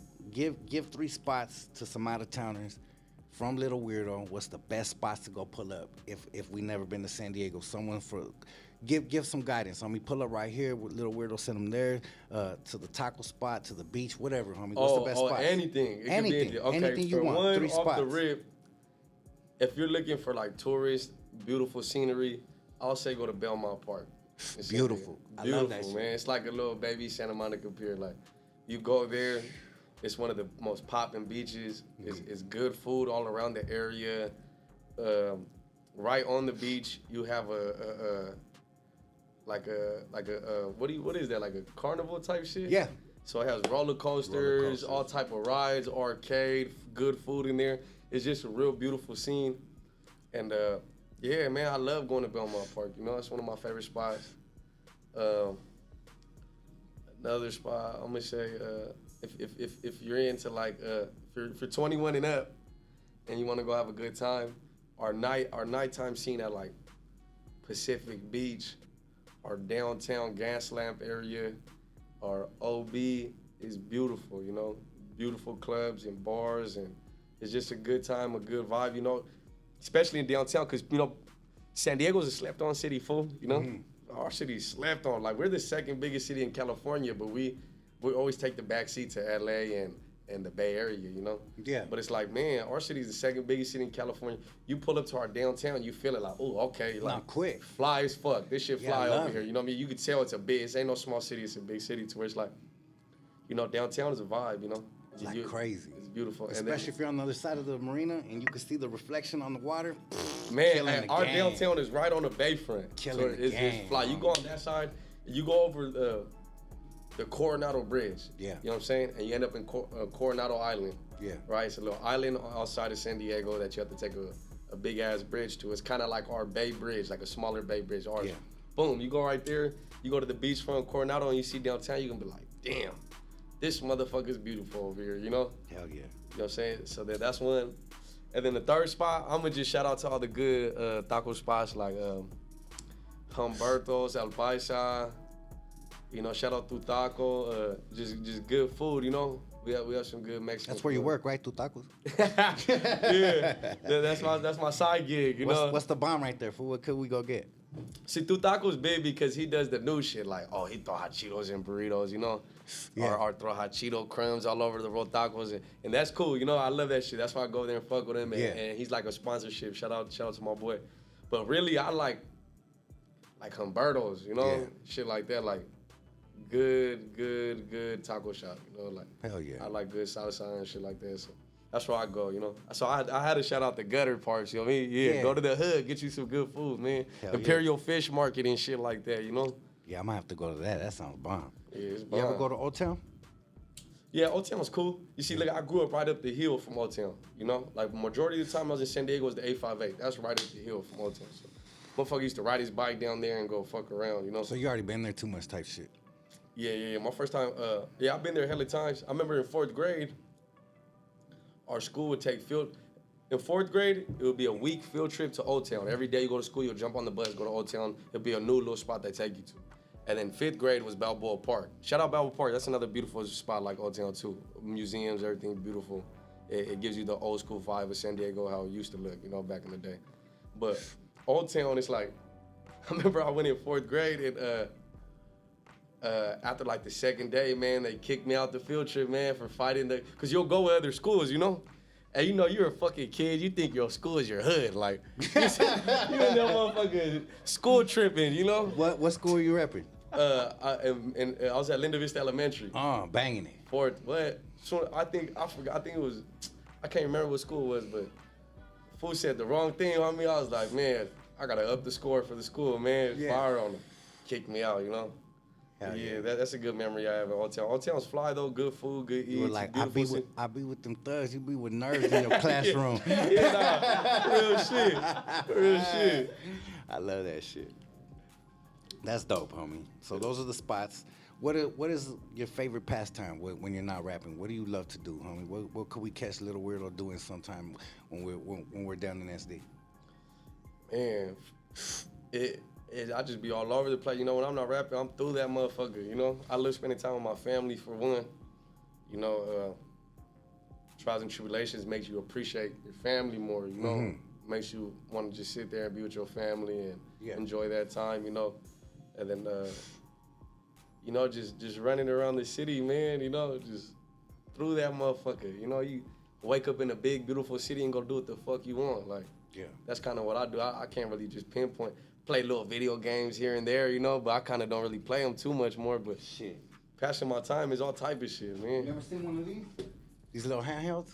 These clouds and all this shit? What is that? Oh, this shit's hard, fool. I gotta show you before you leave. I got every single game that you ever fucking played in your 2K? life on this shit. Every 2K almost. It got Super Smash Bros? Hell yeah. How much you spent on that? It was a gift. It was a gift from my son for my birthday last year. How much and you spent? all my kids. I need one of those. For I'm on the road. Now, you see how we don't play. We got this Nah, arcade. Yeah, we play. Trust me, I swear to God, on Play 'em Out, look. Yeah. Last time, my first time coming, you remember that shit? Yeah. I came here with the other homie and I was chilling. I seen this. I found somebody on OfferUp in my city who makes these motherfuckers. Oh shit. But he was just taxing too much, man. Like He ain't cheap. He threw extras on that motherfucker. Was he asking like 36? Yeah, so I'm like, okay, look at the reason I was gonna get the 2-player one for like 2 something, but I'm like, fuck that, like, I be with all my I got little homies and shit that are like my kids and shit, you know what I mean? Like the other homies, we might want to all play this motherfucker and I have to take turns, Yeah. Plus it make your pad look fly. Hard. It make it look fly. Yeah. This shit make you soon as you walk in, you see this, you're like, oh yeah. And then we got the 4-player in the studio. So in this is a new one? Yeah, that's a 2-player, and then we got the 4-player in the studio. SpongeBob? Yeah, it's got everything on the front. It's a 90s baby. You see, so it got all the SpongeBob, all the 90s shit. And then that shit hard. But in the inside, we got Lolo, Snoop, everybody on that motherfucker. But be honest, y'all really playing that shit though? I do. Yeah, all the time. When Critical's mixing my shit, I'm right there serving foods. The other day, we had Doggy Style in the studio, and he was right there recording his verse. Yeah, I and fuck with Doggy too. The whole time, I was just like whooping someone's ass. I'm Power Stone like the computer and shit. Yeah. Yeah, I don't play. We're gonna play some Super Smash Brothers. Yeah, I fuck with Super Smash Bros. Yeah? I had a little Switch, but look, I have like a collection, fool. Yeah. All old school games. We're on the same shit. Before I got a whole room full of them. Yeah, I'm not there yet, but I got like the Super Nintendo, Sega Genesis, fucking Nintendo 64. I got all this. I got all the old WCW, WWF video games. Yeah. So you know what I mean? What's your favorite system? What was your favorite system growing up? I'm gonna have to say PS2 because I grew up off that shit. Hey, that was my You know kids. what I mean? My kids are on the same shit. SmackDown, Here Comes the Painful is my favorite video game of all time. You know about it, okay? Well, I'm Brock Lesnar, F5 and motherfuckers. Fool. What the fuck? That's I still play that shit to this day. That one and San Andreas, my 2 favorite games. Hey, San Andreas is hard. You play with, have you ever tried the new 5, GTA 5? Yeah, for sure. That shit, you know what I mean, played out to me. Yeah, these kids tried to get me to play that shit for like 5 years. I wouldn't play it, and I just put it on this shit the other day. I barely played it like 3 days ago. I was like hooked until like 4 in the morning. Is the quality good on that though? Clean as fuck, dog. It's clean? Clean. Because like the Super Nintendo, the Nintendo Switch, the quality be bullshit on 2K and shit. Nah, this shit's clean, fool. I'm gonna have to get one. I'm gonna have to hook you up and show you before you dip, because I don't want to take away from the fans. Yeah, with what they're doing. But yeah, for sure. That definitely, that's dope to hear that you have that on your pastime. You also like Lolos, don't you? Yeah, I got a little lowrider and shit. Hell you yeah. know? You know, cause when my bag started getting a little more, you know, Yeah. everybody was doing their thing. Motherfucker buying a little chain. My first chain ever was small as fuck, little player mob chain, and What'd you do with it? You traded it in when you got that one? yeah, Yeah. yeah. Had an upgrade. I was in jail. That's just money in the bank. Yeah, threw that shit right back here. Throw it to this one. You know. Uh-huh. But yeah, I got a lowrider because I'd already had the Charger. You know, shitting on fool. I was a young fool. I was like 22. You know what I mean? Young fool had his own car. Hell yeah. Bust down. So I'm like, everybody was getting Benzes and Beamers, you know? So I'm like, fuck, fool, like, I could go trade my Charger in, throw money on top, and just get a little Benz and, you know what I mean, try to make the little hotties go crazy. But I'm like, man, if I pull up in a young fool in a lowrider, I'll be shitting on him. So far, I'm on offer for like 3 months because I wanted like a 70s Cadillac, you know? I wanted to cook clean. Yeah. I was trying to get the little Fleetwood or something, Yeah. boy, cook shit on them, but yeah, I ended up copping a little 77 Lincoln Continental. And you know what I mean? And it was all hooked up, fool, ready to go. I'm talking about little knockoffs, but they were clean though. They were 10s, but I keep them clean though, boy, you know what I mean? And then I had it had the fresh paint, switches, everything. So I'm like, fuck it. Broke that shit off, boom, drove it. And I remember I bought it like on a Wednesday, Friday comes. I'm like, fool, look for where the lowrider's gonna be. Cause I wasn't even hip to the scene. I don't know how to work on cars, lowrider. I'm still learning the batteries and shit, you know? Yeah. To where it's like, Friday hits. I'm like, fool, figure out where the lowriders are, fool. Boom, we figure out where they at. I'm like, say less, watch this, boy. I tell all the homies come. We like 5 deep, fool. We packed the whole lowrider up, fool. We got the homie in the front, 3 in the back, we pulling up. And I remember before we pull up to that motherfucker, I slam it down, you know? Yeah. Cause I'm like, fool, I'm about to go shitting, like, you know what I mean? In my head, there's way better lowriders, but in my head, I'm like, I got the cleanest lowrider. My little shit was the cleanest. Soon as we pull up, I see the little, you know how girls chest up dressed like cholas and trying to, I see a group of them. All G'd up. All G'd up. So I'm like, oh, slam my shit down. As soon as we pass them, I hit my shit. Toot, toot, toot, toot. They look in the cars now, but young fools. They're like, oh, okay. We're like, That yeah. shit was impressive. Shitting on them. I'm like, well, you can't tell me. Before I pulled up to the lowrider show at the time I was 21, I was the only fool 21 or even younger than like 24. Because there's some fools young for like 24, 25. But I was the only fool 21 own my own shit. I'm not driving my dad's car. This is my shit. You know what I mean? Ain't paying no payments on I ain't vans. making payments, none of that shit. Yeah. I mean, this is my shit. I'm hitting switches and all that, and I'm chilling. Clowning. Where do I park at and lean my shit to the side at? Fool? Yeah. We chilling right here. Yeah. Yeah, so, yeah, I love the lowrider. That's fun, homie. Yeah, it was, fool, that shit is fun as fuck, fool. It is. That's an adult toy, you know what I'm saying? Yeah. Like, you pull up, just, I'm on the beach, overdoing it. I fucking, hey, I popped the trunk, fool, it's fucking hydraulic fluid all over that motherfucker. Every chance I get. Hell yeah. I'm So shitting on them. You really be out there riding your shit. Hell yeah. Yeah, my shit been away for a minute because I'm getting painted and all type of hooked up shit. But yeah, now when I first got it, I was overdoing it. Like, Yeah. you know what I'm saying? My lady will tell you I was trying to, even days we don't need to. I think it was like Valentine's Day. I'm like, we gonna go cruise the lowrider. Yeah. You know what I'm saying? I'm just trying to cruise in that. Make it an experience. It's fun, fool. That shit's fun, you know? Hell yeah. What's your dream Lolo? If you got like the absolute, like the best Lolo you ever dreamed of. I'm gonna say a 63 Cadillac.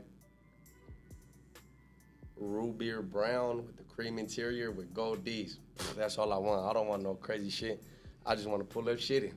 You know what I mean? Just let me win one time, fool. You know what I mean? Yeah. That's my dream. Come on, I got a thing for Cadillacs, fool, because my grandma used to have one. Oh, that's dope. So like my grandma had like it might have been a Fleetwood 72. That's why I was saying the 72. I wanted one like my grandma had, and that was her dream car. Yeah. She wanted a root beer brown, cream interior with gold D's. And that became my dream now. I'm gonna fulfill that motherfucker That's for my dope. grandma, you know what I mean? That's dope. Yeah. You really do be repping your ancestors. Yeah, homie. nah, I love that gangsta shit. background, fool, you know That what I'm shit's saying? so Like, hard, homie. yeah. That's one of the main things that drew me to you was your style, your delivery. The look was way different. I'm like, I like different shit. I mean, I done seen so many carbon copies of this high power shit and the shit we created for so many years. I was like, homie, do something different. Here comes Lil Weirdo on this, homie. I'm like, okay, this is some different shit. Yeah. You know what I'm saying? So Yeah. Like I really celebrate you guys, and I really am proud of you guys for carrying the flag and the torch and taking it to a new place, because this shit gotta get the rebirth. The San Diego Bend needing to have somebody out there representing and putting this shit on the map, because that's the city that started this whole shit. You know what I mean? Yeah, no, for sure. And in my city, like we always had some swag to us. You know, LA got swag. Yeah. Too, but then it's like we It's always had different in SD. You know what I mean? Like to us, I love my Orange County homies, my IE homies, but we used to look at that like y'all the same shit as LA, you know, because you guys are so close. Yeah. We're so far down south and away from us. We have our own little swag going on, you know.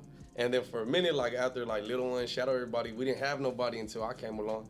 We have motherfuckers over here trying, you know what I mean, trying to keep up to par. But shout out to Stalker Loco from National City. He had it lit for a little bit too, in between them and me. But other than that, we didn't have nobody. A lot of pride down there too. I'll tell you this, I've been all over the world, homie, and I never been told in my life, except for in SD, I don't bump that shit, homie. I don't bump that LA shit, homie. I'm from SD. I looked at my homeboys like, we didn't know what the fuck. Like, this fool told like 10 gangster ass motherfuckers with tats all over their face. They're looking at each other like, what the fuck do we do? I'm just like, homie, just let it pass, dog. These are the homies that got, this is their shit. You know what I mean? Yeah, we take I'll never big forget pride, that. you know, That was at Qualcomm Stadium. We did the show and it was a gang of people in the crowd. But that was like one of the roughest cities we were pushing CDs, you know? Like the females were buying anything, but the homies were turning up their nose like Charlie. Nah, we got Nah, Shadow, Lil One, Rob. Nah, homie, I don't bump that shit. And I just remember like, damn, like the pride is real up here. You know what I mean? for Like sure. down here. That shit's dope though. Cause you know, cause like our pride big, cause like I said, we're a big ass city, so we're slept on, and we know we the little cousins to LA. We know this shit, but it's like we be like, fool, we got our shit going on too. Like don't sleep on us, boy. You know what I'm saying? Sure. Like we litty too, you know? Yeah, and honestly, I'm not gonna lie. I walked away and thought like, damn, that's pretty G. Like we gotta be the same way with motherfuckers in certain aspects, cause we didn't start the Chicano rap shit, but on other levels, like maybe in the rap game, like. Gotta flex up a little bit more. You know what I mean? Pump our chest out too. Like fuck that, we running this shit over here. What do you mean by didn't start? Who do you feel like started Chicano rap? What is the history on that? SD, 100%? 1,000,000%. Who started it? So I would say it was just more. Look, so this is the thing. We had Kid Frost from LA that was signed to Eazy-E. We had Brownside. But he actually signed to Eazy-E. Yeah, he was. Because I remember Lil One told me how he was supposed to sign until everything happened. I always thought he was Ruthless Records. If I'm wrong, correct me, everybody. But I remember the East Side Rendezvous album. I thought that had Ruthless Records on it. Either way, Eazy-E. When we're here with Julio G, didn't he say that Eazy-E was signed? Yeah, for sure. Frost was signed to Eazy-E. I don't think I'm incorrect on that. But anyways, SD came with the underground Chicano rap. They weren't calling it Chicano rap. It was just hip hop. Kid Frost was doing hip hop. Brownside was doing hip hop. You guys came out, Little Ones, Shadows, Little Robs, Night Owls. Who else was back then? They had a group called Hollow Point. That was Night Owl and Mr. Little One. Like, I know this history. I grew up bumping it. And I'm going to be real with you. I wasn't even feeling Chicano rap at first. I had a homeboy from my neighborhood that was always with the Lolo, always with the whip. And I was trying to bump the Brother Lynch, the Sebos and all this. And he's like, Charlie, homie, I'm in the bumping nothing but Chicano rap. That shit ain't getting played in my ride. That's it, like, he was ready to fucking throw hands with fools if you try to put anything that wasn't brown skin in the car. And he wasn't racist. He was just like, fuck that. In this colors, we're banging Chicano rap, period. So I was getting schooled to this shit. And they also put me to the point where I was like, okay, they're getting down, but I could get down too, homie. I got some lyrics too, homie. I got some bars. Like, hold up, wait the fuck up. Let me get in this motherfucker. So when I say that knowing that the people that came from your city, that put this shit that we call Chicano rap on the map, actually let me know that we could do this shit. And let the Capones know that we could do this shit. And actually take it there, you know what I'm saying? I think Capone's first show ever, when he had the Southside Platinum jersey, was in SD, his first show ever. And that was with Lighter Shade of Brown and ODM. Like, I know the history of this shit. Like, the embracement and where it started was there. And now the #1 market for Chicano rap is Los Angeles. I know if you look at your analytics, anybody, it's #1 LA off across the map. So now we're a big consumer, but we didn't start the shit. And I remember. Who do you think started it, in your opinion? Like, I mean, shit, I don't know. That's shit. I'm big on history. That's why I was asking you. I give it up to the forefathers, I mean, and they're not too much older than me. But they're still my OGs in this game because they're the ones that I was gangbanging listening to the shit. When I say I have songs, Sounds of Crime. When Little Rob dropped at the park, I was in the Varu pulling Fuscas, making them spark. Like, the shit is real. My homies, ain't nobody out here pulling my car because motherfuckers could vouch for everything I was doing, and it was to that music. You know what I'm saying? Like, we were robbing fools, taking my, banging on fools. Come up out that shirt, homie. Get the fuck out of here, making fools walk barefoot on the boulevard to this shit bumping in the background. You know what I'm saying? So I had to put my input and then contribute to it as well. Coming in and out of jail, I was like, fuck that, I'm gonna represent our shit. I'm gonna come out representing my neighborhood, representing this shit. That's why my first album cover, I'm repping the blue rag with the Dodger jersey off top. Cause I'm like, fuck that, I'm gonna represent Lost now. Now we coming in repping like this, you know what I mean? So everybody has their own pride and shit, but I always give respect to them because I remember all my conversations when I first talked to Shadow, when I first talked to Little One, when I first talked to Night Owl. Every conversation was always embraceful, respectful, and how an OG and a legend should be. How I feel like I embrace you. Like, exactly. What's up, little homie, you killing it. That's how it's supposed to be, you know? Yeah. That's why I'm always quick to, like, fuck with the older homies, you know? Quick, like. But some of them are cocky as fuck. That's the ones I stay away from. Some of them don't deserve that respect. That's the so that's the ones I stay away from. Respect, and then they think that you're on their nuts or something like that, and then they don't realize when you see them, you slap the living shit out of them, and then they see it's different. You know what I'm saying? But some of these fools, the ones at least I've been able to meet and fuck with, I can tell they real ones, you know? When I was in jail, I was hearing about Lil One before he was rapping and, you know what I'm saying, and all this shit, you know? But then there's the ones, I'm not saying because I don't fuck with them, they're not, but they're just some fools you can hear like. It's all music. Music, boy. Like, it's all music. Don't believe they got no touch to the community. Ain't nothing. No love. Just in their own little circle, just scared and shit. Like, I don't know. I don't want to speak about that. We're going to keep it positive. But speaking of history, I was watching that interview. You told how you first started getting your shit cracking. Yeah, which one? How your homie plugged you in, high power. Yeah, You from jumped my in the neighborhood. limo. I tell you, fool, I be doing my homework. That's fool. dope. I be doing my homework, fool. I watched the interview. You were like, yeah. And then I guess you spit a freestyle. Yes, sir. And crack after it was all she wrote after that. Representing my hood hard as fuck. Motherfucker couldn't grab you quick like, oh yeah, we gotta get here, we gotta get here. Yeah, that's right. I appreciate you tapping in, homie. That's dope. Yeah. And we had a mission back then even. Cause my mission, to be real with you, was to level it up. I was like, motherfuckers are cool, but these black cats are stepping it up out here on the West Coast. They got lyrics, they got bars. Like, we gotta show that we could hang with these motherfuckers too. And I feel like that's what we took it to. Like, we took it to a different level. It's like motherfuckers could stand next to a Wiz Khalifa or a Bone Thugs or a Snoop Dogg, and you wouldn't really be able to tell the difference unless we said some shit that lets you know that we said Barrio, or we represented for the S's or whatever it was. You know what I mean? Yeah, and I feel like your guys' time it was lit. Yeah. Lit. There's bags getting thrown around. Oh, it was millions of dollars getting made. You know what I'm saying? Yeah. Yeah, it was lit back then, fool, you know? Not many people took it to that level. That's why I say, like, it was a special moment, like a golden era, because we were all over radio. Like, Capone had, like, 6-7 songs, BDNS, and fucking streaming all over the fucking country before the internet. I was right behind him with my shit. You had fucking Little Rob, MC Magic, Baby Bash. I mean, we had the radios on fire. Like, we had this shit going crazy. That's why motherfuckers like us could still get back to this day, because we became household names within our community. You know what I mean? You know what I like that you be doing? What's cracking? Like, you go overseas and go do shows and shit. Yeah. I'll be like, man, if I could do that one day and really get paid and really have a crowd come fuck with me, I've made it. Why you say one day? Why can't you now? Shit, I don't know if I can. But You I'm can. just assuming eventually you can get to it, you know? You definitely can, homie. There's money out of this country for you. I got my first bag overseas at 24 years old, and it blew my mind. And I came home from Japan a different man. I learned how to produce after that. I started making compilations. I said, I'm gonna make my own clothing line. Like, you learn when you go and you see your music taking it to a different level, and it touches people around the world. And then they don't even know the language, and they're quoting your lyrics and like looking at you crazy and opening their homes or restaurants, feeding you, taking clothes off of their backs to give it to you. You're like, okay, this is different. This is just because I'm a cool motherfucker or nothing. Like, people are really embracing and feeling what I'm putting into this world. Yeah. That shit's happening, homie. You need to tap into the people out there, because it's definitely happening right now. You have no idea. Yeah, I gotta figure out which overseas city. I'm gonna try to put a show together, a couple shows together, and put some plays together for you, and see if you could get some of these overseas bags. I know a lot of people in Spain, Japan, Berlin. I want to go to something like Germany. Japan. Japan's the I heard number that's one like a spot. culture shock. You gotta go there if you are in this thing. Anything related to brown skin out here in Southern California, you gotta go to Japan if you make music, because that's the number one shit that they're on out there. I see. They They don't fuck looking around. banged out, fool. And it's been like that. They for looking like 30 high power back in Yeah, 05. and fool. it's been like that before I even got in the rap game. Like they've been like that Yeah. since way back in the day. So I think the fact that you haven't touched that just untapped markets for you. Like there's so the potential so big for you, homie. You said also that you're interested in doing some acting. Have you ever done like any tryouts or any casting, nothing? Nah? I ain't never did that shit. Would you take it serious if you had an opportunity? If I had opportunity, 100%, I'm gonna take it serious. Shout out to Duno, man, the homie. Yeah. He's been trying to help me figure it out, you know? He's in acting? He does acting? Yeah, for sure. He's been. Is that right? Yeah. He does. yeah. He gets his money too. You know, he's good at it. But What's he been in? I forgot what the fuck that movie's called. That's the homie I shouldn't have forgot.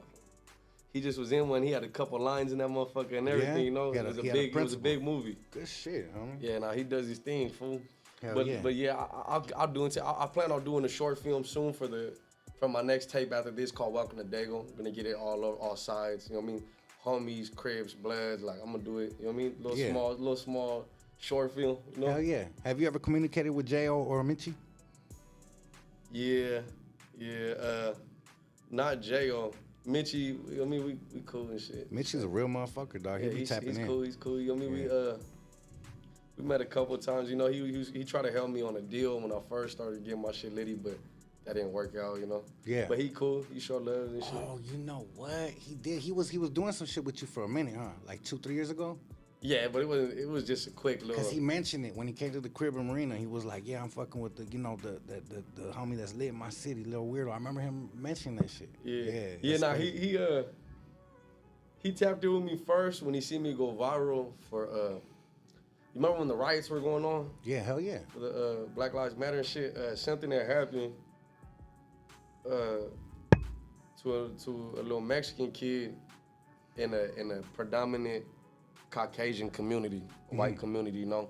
He had got beat up by some white boys and stuff. So the next day, I took it upon myself to go over there.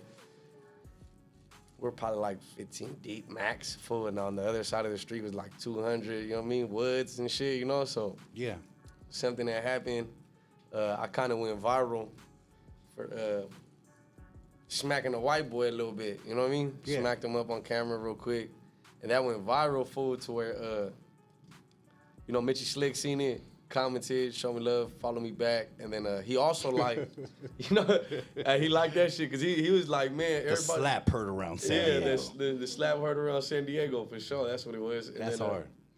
And then after that, he started fucking with me. Like we're in communication a little bit, and then he showed me love when I went on another interview, and just like I did right now, I showed love to my older artists. I was like, Lil One, Slick, Shadow, Jail Felony. Where he was tripping out, like, damn, fool, it's been a while since I heard somebody give the older fools from their own city props, especially in San Diego, you know? Usually motherfuckers start shouting out out-of-towners and, you know what I mean, LA artists or Bay Area artists. I was like, nah, San Diego, that's where I get my sound from. So he liked that too. And then he tried to help me with that deal, didn't go through. But he cool though. He cool, older homie, you know, he's straight and shit. Yeah. I know a lot of his little homies from Juvenile Hall and running the streets and got good rapport with him. So he cool, you know. Yeah, they're active as fuck out there too. Just like I'm pretty sure your homies are. So yeah. When you're in the streets, you're gonna run into them. Yeah, real recognized, real, you know. Up. And then another thing, San Diego is like, you know, in LA, it'd be a lot of racial tension. Yeah. For the most part, in San Diego, we don't really got that, you know. Like, there's definitely areas where this hood beef with this hood, and they, you know what I mean, they're from this. Because some hoods share hoods like the Brims and Shelltown. Yeah. They're like Brims and Shelltown. You know what I mean, Logan, West Coast. Yeah. You know what I'm saying? Lomita and Skyline, like a lot of them fools, so they keep motherfuckers usually beef. It's sad to say, but motherfuckers kind of beef with their own people, you know? Yeah. Okay, we Mexicans beef with Mexicans, Asians beef with Asians, blacks beef with blacks. That's kind of how it is down there. There's definitely areas where, okay, Raza and crib beef or some shit like that, you know? Yeah. So it's good rapport with them, you know? I fuck with my with all the young Lincoln fools and shit, you know? Yeah. They're good people. That's dope as fuck. They're the ones that sport the green, right? Yeah, They sport all green and shit. I fuck with all of them, really. Yeah. Crip, blood, it don't matter. It's love, you know? Yeah, hell yeah. It's love. That's dope as fuck. So, you have any plans to be on the road anytime soon? You got any shows coming up? Could people come check you out soon? Yeah, probably not too much because it's getting towards the holiday season. Yeah. But shit, I plan on trying to throw my own tour, you know? Hell yeah. Throw my money up, see what I could do, you know? Yeah. Planning one out, I don't want to speak on it too much, but Yeah, we plan on getting something cracking, you know? Shit, since we're speaking on that, I want to speak on something that I feel like is important to highlight, because this is the type of shit that we need to do instead of tearing one another down. We need to lift one another up and help each other out, or shout one another out, or give each other's opportunities. So it was a big look when I had that King Lil G interview. Remember, that was around the time I chopped it up. You were connecting dots. Like crazy, right? And I had reached out to you around that time. And this is a private convo that the world's gonna hear, because I don't think it's nothing that you would be ashamed for the world to hear, nothing. And I'm actually proud of it, homie. Yeah. Being your homie. I had reached out like, Weirdo, this podcast is popping off. I just had King Lil G, I just had this, I just had Dopey. Like, I want you to be one of my first guests. And you were, at the time, you're like, homie, honestly, I'm not really tripping on rap right now. I'm not really coming out fucking with anything. I got other shit cracking right now. I'm not tripping off that. I'm trying to stay out of jail. I'm trying to keep straight. But for you, if you need me, I'll pop up. I'll never forget that, homie. And you were like, real shit, homie, before I hung up, you were like, seeing you in that picture with bro the other day, like, made me want to get back in this shit low-key, because my mind's been somewhere else. So I feel like that's the type of moves that we need to make, and that's the type of shit that we need to do. Like, we need to celebrate, and we need to reach out and be like, hey, where you been, Weirdo? What the fuck, homie? The game's missing you. You need to be in this motherfucker, you know what I'm saying? Especially if you know young homie, like, he outside. Yeah, like, you don't absolutely. know what the fuck the homie Exactly. going through. Without saying what too I'm much, that's what I was getting at, You know you know? what I'm Put the homie under the wing, and then it's dope, because off that, the next thing you know, we're in Vegas, and then you're on stage. You pop out with the motherfucking show. We were off of the first conversation that we had right here. Yeah. So I think that's dope. How did that all come about? How did you get on that show in Vegas, or give a little background of that? Shit, that's what Lil G just hit me. He like, what's up, fool? I fuck with you, young homie, da-da-da, showing love. And, you know, he's like, how can I explain it? He one of the ones, like, you know, he one of the top ones. Like, For sure, for he sure. reached out to you, you making it big, you know? It's like, I don't like to compare him. I don't want to compare him to nobody, but I compare it to, when the black homies ask about it, I'll be like, that's like if YG hit out to you. YG kind of stamped himself as the face of the rap, you know what I'm saying? For the West Coast. So I was like, it was just a big deal to me. And he was like, fool, how much? I was like, fool, it's love. I'm gonna pull up, fool. You don't gotta pay for shit. Like, I'm gonna just be there. He got me a room. Hell yeah. You know, he was trying to pay me, but I was like, it's my first time meeting you, fool. It's love. Like, I'm gonna pull it. Like, I appreciate you even tapping in. Shit like that, slowly but surely gonna make me want to come back to rap, you know? Yeah. King Lil G don't even know, like, fool, we didn't communicate too much. We were kicking it for a little bit, but just that little gesture he did right there, just reaching out, it was another, like, oh yeah, I need to get back on it. Just like how when I seen the picture of you, a lot of shit I see, like, okay, yeah, let me get back to it, you know? Yeah.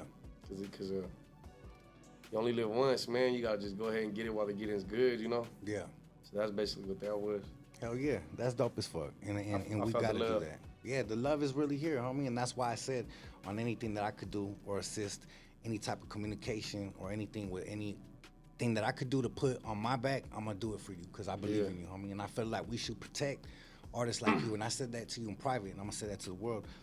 I meant it when I said that if you were a horse race, a motherfucking horse in the race, I have my money on you, homie. Yeah. So what do? You got to protect that, right? Yeah. You're someone that I feel like is kicking in the door for the new generation. So I feel like anything that's bullshit, anything that's coming your way needs to be dead, homie. Like, that shit needs to get killed. That shit needs to swallow their pride, whatever, and just stop it. You know what I'm saying? Just stop it, because we're looking at a future king, homie, and I really do believe in you. So I just feel that a lot of people need to be in a mind state of advancing our people. And I feel like we're the only ones that hold ourselves back. Yeah, man, we're our biggest haters. We're our biggest enemy. All type of Crabs shit. in the you know? bucket shit's real within our community. Exactly. You know what I mean? Motherfuckers just be hating when they see somebody else in a position that they would want to be in, you know? And it's like Atlanta is a good example right now. Like, they're in the lead.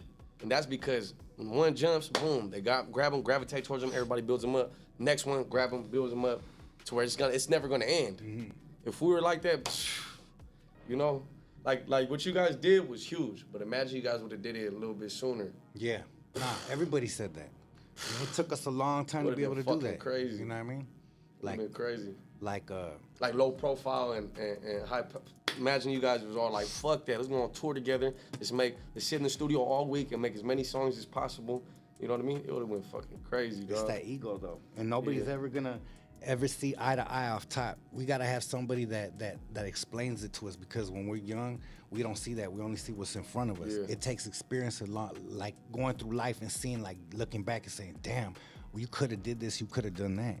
So it is what it is. I don't regret shit though. Yeah. I'm but proud a lot of the of us fuck learned from what you guys did, though. Yeah. You know, okay, like Free Peso. You know, my young homie. He's one of the first ones who's like, "Fool, we need to do something right now while it's hot." He be telling me like, whoever's the young faces of what the fuck we got going on, young Mexican artists, we need to all get together and make a group and go crazy. You know, like he has big plans. You know, and I feel like even if he didn't get that from you guys, he had that learned it from something along that way. You know, You know what I mean. I feel like I got a good head on my shoulders from, like you said, observing, watching everybody else's mistakes, and then go from there, you know? Yeah. So that's what that is, you know? So hopefully our generation get it together more. Cause I mean, you guys had it lit. 'Cause at that point, you were like, I don't even need a fuck with homeboy. I'm getting this bag Yeah, over here. Like, for sure. You know what I mean? So I mean, it's it still just be like that. I haven't dropped the album this year, and it's 75 million streams this year alone. So the catalog's strong like a motherfucker. Yeah. And I'm proud of that, homie. You put in that. Still relevant to this day, dog. man. You put in that work and you do your thing, and it carries. It's like residual income. It's money in the bank that just keeps coming. Because compared to my competition, I'm not in the strip clubs. I'm not partying. I'm not in the clubs fucking around. I'm in this motherfucker grinding 24/7 with my team.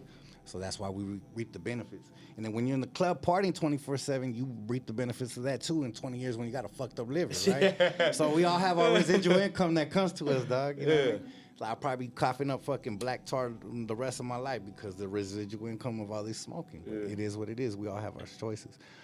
Shit, with that being said, I wanted to ask you, what is your dream feature? If you could get anybody in the game right now and be like, fuck, homie, I want to fuck with this cat and put on for my city or put on worldwide mainstream, homie, let's manifest that shit. Because I know motherfuckers will be reaching out and tapping in. You don't have no idea. I don't want to say the name, but I said a name 3 weeks ago on this, and I said it's like one of the biggest stars in the world, and I'm going to be with them in the studio next week. So, like, just never know. Like, put that shit out there, and you might motherfucking get contacted. You know what I mean? Me personally, Yeah. 50 Cent to me is like, oh shit, you fuck with 50 like 50 Cent, you know, like Hell yeah. that's like a, man, you know, I study that fool. That fool, you know what I mean? He come from the same type of shit we come from, you know? Yeah. And odds were against him. You know, if you know his story, you know what I'm talking about, like the odds were against him, he overcame it. And Yeah. I just, you know what I mean? I loved his music growing up. Yeah. You know what I'm saying? Everything. 50 Cent is the one to me, Damn. fool. Like, he's, Well, I'm discouraged now because there's an artist that was co-signed by him out here. I ain't gonna say his punk ass name, but he's the biggest flop in the game from the West Coast that was signed to G-Unit. So 50 Cent didn't do nothing for him. He couldn't save his fucking life. He couldn't pump no breath into his life or anything. Yeah. Yeah, but that fool was hella whack. He wasn't no Lil Weirdo. from up there. Nah, I ain't gonna say his name. You ain't gonna We bait me talk into about it it. out there. Yeah, nah, it's all good. Okay. If you can't even figure it out, that's a bad sign, right? Yeah. But it's all good. I just had to throw my little shits here and there. Fuck that fool. He had the game, though. Huh? Yeah, he did. He had the game, though, you know? Yeah, the game did do good. Yeah, the game he big, but 50 Cent to me, yeah, coming from his whole story, knowing his whole story, everything, rap game bully. You know, if the rap game bully come co-sign you, boy, you gotta be a real one. If he came right now and said, "Hey, Weirdo, I'm gonna redo this G-Unit shit, and I want you to be the face of it," would you rep that shit? Would you come back? give me the Let's contract. go. Give me the contract, boy. 50. You better reach out, I need a homie. couple amps off the rib. 50. You better reach out, homie. Lil Weirdo's reaching out. You better get in the business. Did you end up attending that thing that we spoke about? You want to speak about that? Or that's private. But last time I was in your city, we were almost gonna link, but you had to go somewhere. Remember? Yeah, I don't want to speak. Yeah, on yeah, that, no man. worries. Nah, no but yeah, that's good. It's That's, good. that's private shit. Yeah. All I don't good. really want to promote that out there. Can't fool, put you know what I'm saying? put your business out there. Yeah, I don't really want to put that out there. Yeah, But, all good. Yeah, it's all good though. You know, everything's straight. A1. I'm outside. You fuck around and ever go to a Seagulls game? I see you representing the jersey and shit. Nah, I never been. You to never see been. it. That was my first time ever going to a hockey game, so I want to share that with you. The first You time wanna I know what's ever crazy? went to a hockey game, I took to San Diego and I went to a Seagulls game. Go figure. One of those crazy. I don't even know when their season starts. And Nothing? That shit. Nah, I'm hey, that I'm shit's like, lit. I'm not no Seagulls fan. I ain't no Padre fan. Yeah. I'm a San Diego fan. You know, when Got the you. Chargers left, you know what I mean? My love for them left. You know what Yeah. I'm saying? Straight up. I don't even want them back no more. Nah. You ever think you'll get another team there? Shit, I hope so. Yeah. I hope so. You guys just got that Snapdragon field. What is that? A new soccer team, right? Man, that's a little bullshit ass field, man. Man, I done seen high schools in Texas with bigger fields Hey, than but that, Texas man. is no joke, homie. Texas, Yeah, they be but doing it like that. Yeah, they did a scam. You know what I mean? The city, I guess the city didn't want to pay for the stadium, so the Chargers let. And you know what I mean? Is that what happened? Yeah. So what happened The to the owner didn't Qualcomm? want to pay, and the city didn't want to pay. So they're like, "Hey, we gotta go." Did they demolish that shit yet? Demolished it, made It's the new all one. gone? Yeah, that's the new Snapdragon. Snapdragon's where Qualcomm Oh Stadium should be. shit, that shit looks way littler. That's why it didn't stand out to me. That motherfucking little ass. That shit look like it's surrounded by trees and shit. That's just small. It's a college stadium, right? I don't Yeah, know. it's a Talk college. to the mic, motherfucker. It's a college. it's a college stadium for sure. San Diego State University, man. Is that right? That shit bullshit. Damn. And then like, you know what I mean? I didn't really. I cried a lot because they lost a lot. I used to cry over the Chargers. Fool, like, Oh, you were a real fan. Like you were really into that shit.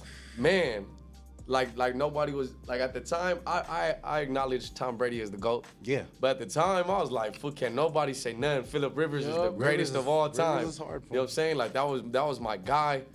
For the 1 year we had two chances. One when Nate Kading stupid ass missed the field goal when we went like 14-2. You know what I'm saying? He's dumb ass. Laces out. Yeah, he fucked us up. But there was another year where the Patriots went undefeated for cheating. You know what I mean? That was bullshit. And we were 11-5, and we went all the way to AFC Championship game. That was fool, gotcha, huh? And had to play the fucking Patriots at everybody, dog. And they already done had your whole playbook memorized, copied, Hey, they fucking went- Xerox. The whole team got it in the Man. locker room. They went and whipped our ass, fool. I cried that day, fool. Damn. I ain't gonna lie. But then they went and lost to the Ravens. So like, all right, it's all right, fool. Like, all right. You know what I'm saying? I used to be a Tom Brady hater, but now that I don't have a team no more, Yeah.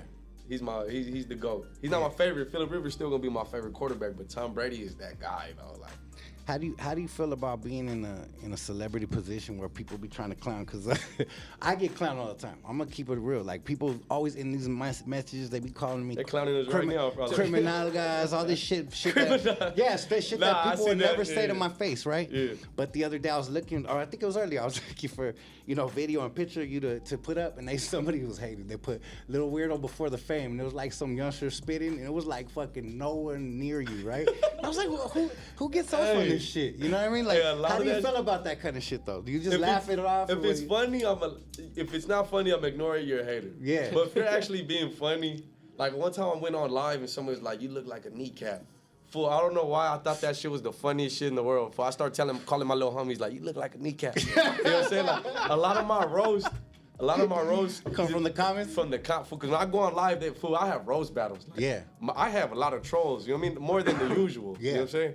So it's like a lot of my roast I get from people roasting me. So you just be talking shit to them online, you be roasting them back? Yeah, if it's Yeah. if they're just roasting, it's one thing. But when motherfucker trying to talk, oh yeah, you're a lame, you did that, and I heard this about you, I just ignore it like I don't give a fuck. Whatever. But the funny ones, that's just funny to me. Yeah, bro. yeah. That's just funny to me. You know what I mean? If you can't laugh at yourself, then I don't know, you got something going on with you. Hell yeah. Well, shit, man, we having a good time, man. This has been a dope-ass convo. Critical. What's up? Why don't we throw up the number for a few minutes? Let's get a couple phone calls in. We'll play the game show, and then we'll get up out of here. I don't want to take too much more of the homie's time. He came all the way from SD. We having a great convo, and I don't want to overdo it. I want to take advantage. Plus, I want to put him on this thing so I could whoop his ass in some Street Fighter before he Oh, leaves. you got online? Yeah, Yeah, numbers They up. got We all that shit. Numbers up. Numbers up as we speak. We got Lil Weirdo in the motherfucking house. Don't call with no bullshit, because I sense any weird shit in your voice, I'm hanging up immediately. Only love on this channel. And I'm going to clown the shit out of you. You know how I get down. I love clowning you fools when you be calling and hating, so don't even try it. But yeah, we are live. What's the number? 840-215-2192. And the lines are open. Oh, I got... That's your real number or I what? got the airplane mode on, fool. Nah, this is our... we got an iPhone. Okay, you pay. We've been stepping it up We our stepped game. it up, yes. And the iPad, the podcast now has its own phone on the Mike Jones, Yeah. 281. Hey, call in and speak to Lil Weirdo. We got 971 Clackamas, Oregon, giving a call right now. What's cracking? You're on live with Lil Weirdo. Yo. Oh, I got to What's popping? Hey, what's poppin'? Hey, I got a question for Lil Weirdo. He's on live. Talk to him. Hey, Lil Weirdo, you ever think about doing any tracks with Cujo the Savage, my boy? Cujo the Savage. I mean, I it hasn't came to my mind, but Cujo's dope though. You know, Cujo's dope for sure. Yeah, I mean, hell shit, yeah. you never know what the future holds. You know what I mean? But shout out to Yeah, Cujo hell yeah, though, man. Hell yeah, shout out Yeah, Cujo. hell yeah, dog. Yeah, hell yeah, nothing but love, man. And hey, criminal, I had a question for you too, my G. West Side. Hey, that shit was hard. It's full. Hey, so I seen you post something about stomps on IG. Like I think it was like an older song you guys did together. Rest in peace to my You know? homeboy Stomps, first and foremost. Yes, yeah, sir. I know. Like, what were your thoughts like when you found that out? You know what I mean? Like, I when was that fool fucking passed, devastated, you know what I mean? homie. That's my brother in this game. That's my boy. I brought him in this game. I made it undeniable for Capone to not sign him because I put him all over my beats. I fucking took a super liking to him. He became one of my good I friends in remember this that. rap game. And yeah, to say the least, I was very, very heartbroken for his family, especially. But I will say that knowing Stomps, knowing how hard he lived, and knowing how hard he fucking did everything, I also smiled because I'm like, this fool went so hard that he fucking went out his way. You know what I'm saying? And you could only smile about that. Yeah. Hell yeah. Yeah, definitely. Dog. Hell yeah. Well, much love, homie. We appreciate you calling in, homie. We're going to give some more opportunities because the line's blowing up for Weirdo. Much love. Yeah, hell yeah. Much love, guys. All day. 707, you're on live with Lil Weirdo. What's popping? Oh my God, this was crazy. Hi. What's popping? Hi. What's it called? My name's Sammy. I'm a really big fan of you guys. You, Mr. Criminal, like Little Weirdo. Oh my God. Like right now I'm talking. I have like butterflies in my stomach right now, you know? Hell yeah. I seen a lot of butterflies flying while I was driving here. So shit, we have butterflies at the same time. What's popping though? You got any questions for Lil Weirdo? Yeah. What the fuck? When are you coming back to the Bay Area? Because that's where I'm from. And like I've been wanting to go to a show of one of his, but it's been a while. And I just wanted to know when's the next time you're coming, you know? Shit, a show in the Bay Area is crazy. But I did a couple. Yeah, Hell yeah. I don't know. Probably, I'll be there this weekend to go fuck with my homies out there. Shout out to the Bay Recon, all the young Recon. Vallejo? Yeah, Vallejo. I don't know where exactly I'm gonna be at, but I'll be out there this weekend. This weekend? Okay, I guess I have to drive to Vallejo. Vallejo's only like 45 minutes away, so Yeah. shit. I see you. If I don't, it's fine. Yeah, it's all love. I send my love. Hey, Show what will be city- out there soon. What city you calling from, homegirl? Butterflies? I'm what's that? Santa Rosa? 707. Yeah, Rosa. Hell yeah. Much Yeah, love to Santa Rosa tapping into Mr. Criminal on air live. We appreciate you. So let's see you, Mr. Criminal, to come out here. Fuck. Yeah, the last time I was out there, I was in Orland like 3 years ago. I did a show out there, and then I did Sacramento for the bomb. I did a show out there, and then we did Modesto and Madera years ago. So yeah, we've been up there frontlining when it was in the worst time. So yeah, we've been up there. We'll be up there again. When like was going on and stuff like that. Yeah, for sure. Hell yeah. Well, much love. Thank you for calling in. All right. Gracias. Thank you. Answering. Thank you. All day. Minneapolis, Minnesota. You're on live with Little Weirdo. Say what's cracking. Oh, yeah, damn, man, you got the area code and everything. Shit, that's it. Don't be calling me private, homie. I'm gonna send motherfuckers to your door. That's it. What's popping, fool? We just playing. What's cracking? I got a question for like both of y'all. It's on. Okay, so we're in the Midwest, right? We got a couple Latino rappers in Chicago and Milwaukee. I was thinking, like, if y'all ever heard of Kato, Cali T, and like LV the God, and if y'all would like be down, especially Weirdo. I like how you flow, bro. Thank you, bro. Thank you. I appreciate Mix it. up with like some West Coast, Midwest type shit. You know what I mean? Yeah. Yeah, Like, if I that had a was, song. like, I had a I'm just song saying, with one of the homies from Chicago. What's his name? Damn, I feel like shit for forgetting his name right now. But unfortunately he was just arrested. But and there's another guy I just met from Minnesota, Money Junkie, something like that. The homie PMP put me on him. He's dope though. That you guys got a cool Hispanic rap scene out there, you know? Slept on. Yeah, bro. That's what I'm saying. Like, pick at that, and like, I don't know. I feel like Latinos, we're making a statement this year. Yeah, for sure. Cause I seen a lot of like coming from all directions: Texas, West Coast, East Coast, Hell yeah, Midwest, all that. So like, y'all keep that thing going, bro. Like, Mandatory, we're gonna show our love mandatory. with Midwest as much as we can. Hell yeah. I appreciate the love, bro, for real, especially from all the way over there. Yes, sir. Come to Cali soon. Come to SD and come check out my boy working at Tu Tacos, homie. Much love. Yes. All right. Hey, Phoenix, Arizona, you're on live with Lil Weirdo. Say what's cracking. Yo, what's popping? You're on live with Lil Weirdo. Say what's up. All right, never mind. Los Angeles, California, you're on live with Lil Weirdo. Say what's popping. Hey, what's popping? What's popping?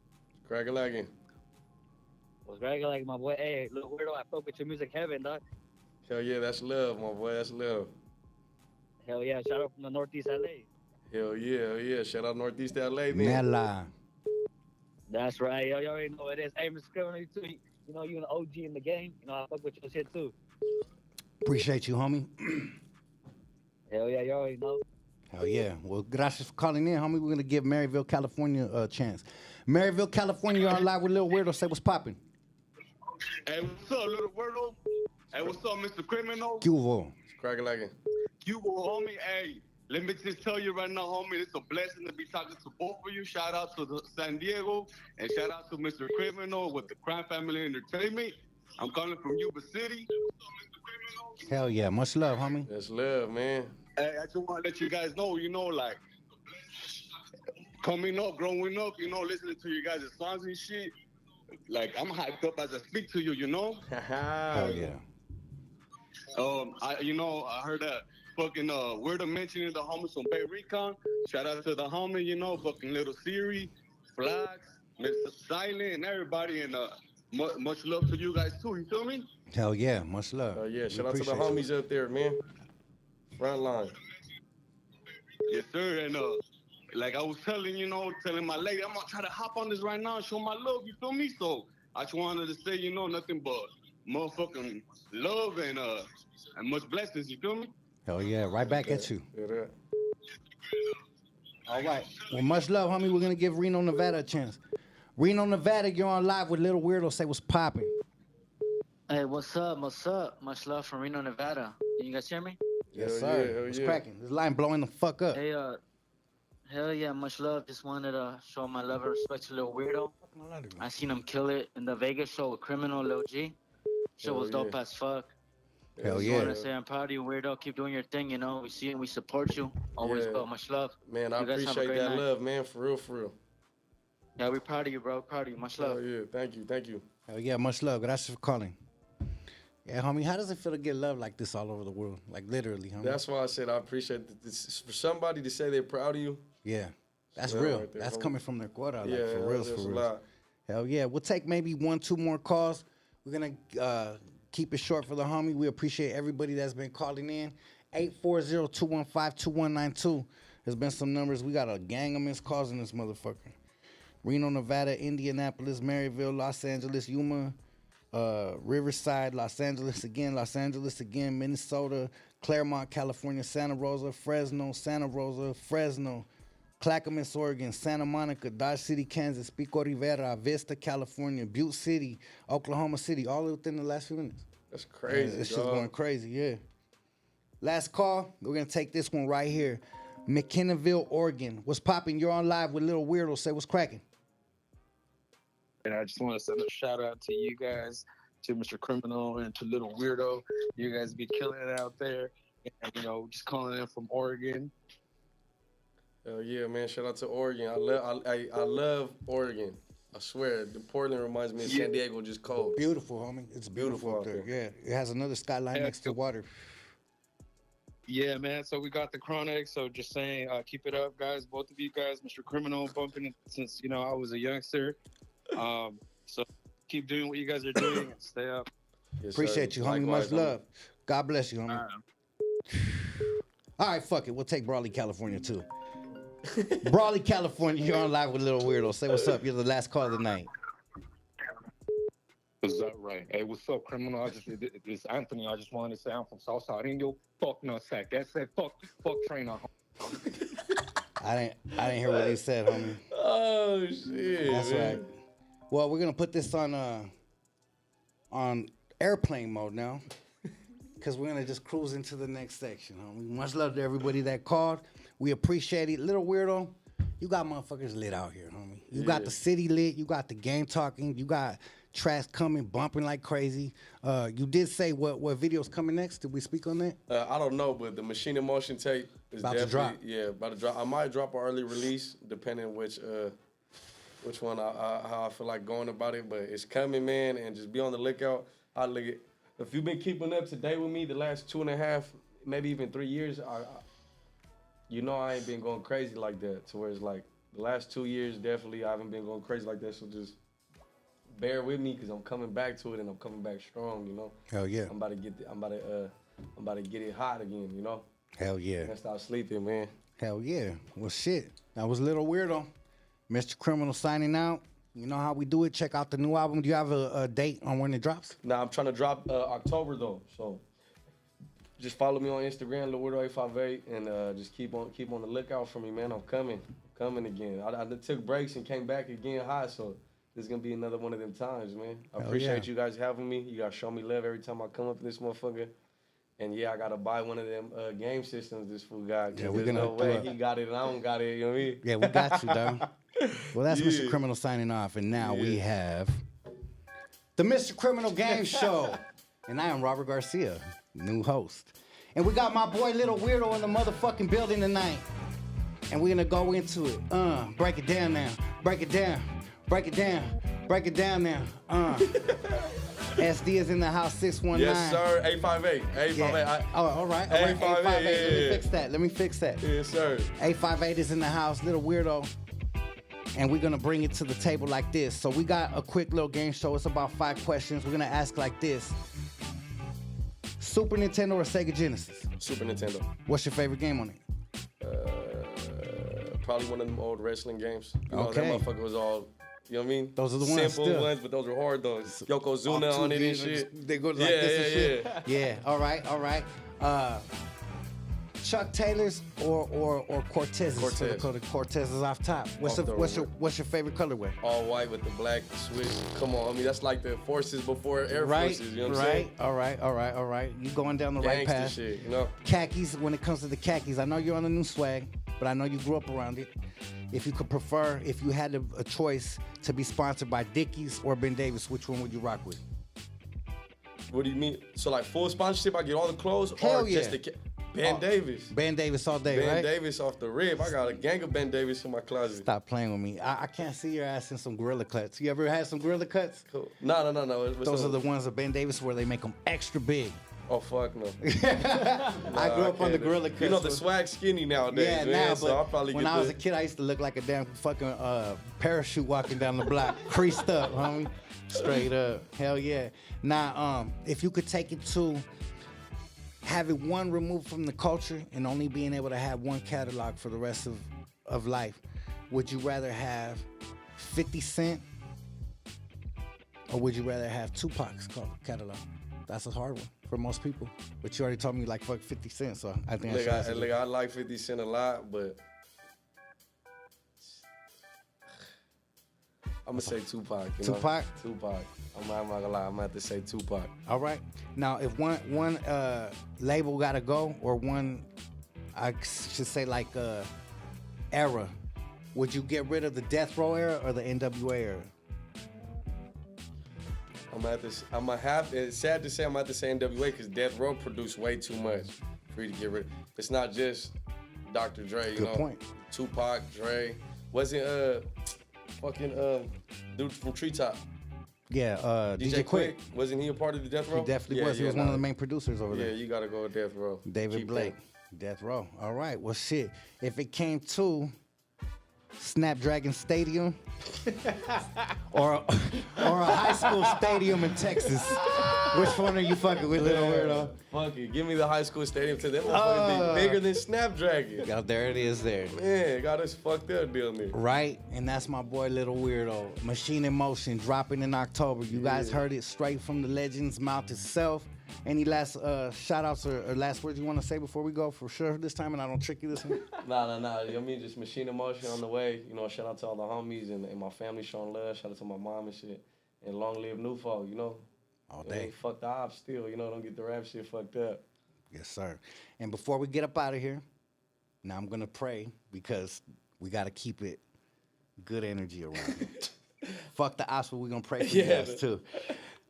Father God, we bow our head tonight to thank you for the opportunity to live another day. We thank you for our brother Weirdo coming up here and giving his testimony of life, a celebration. We appreciate his contribution to this game and this rap game and everything that he does to feed his family and his people. We appreciate that. We appreciate every subscriber and every single person tapping in and supporting our music and making this a reality so we're not somewhere in the streets messing up our lives. God bless everybody tonight. Much love and amen. Amen. Hey, you know how Yes, we do sir. it. Much love and respect. We about to get to some other work. God bless everybody that tapped in. Check out the homies' new album coming soon, and that's how we do it. Wes.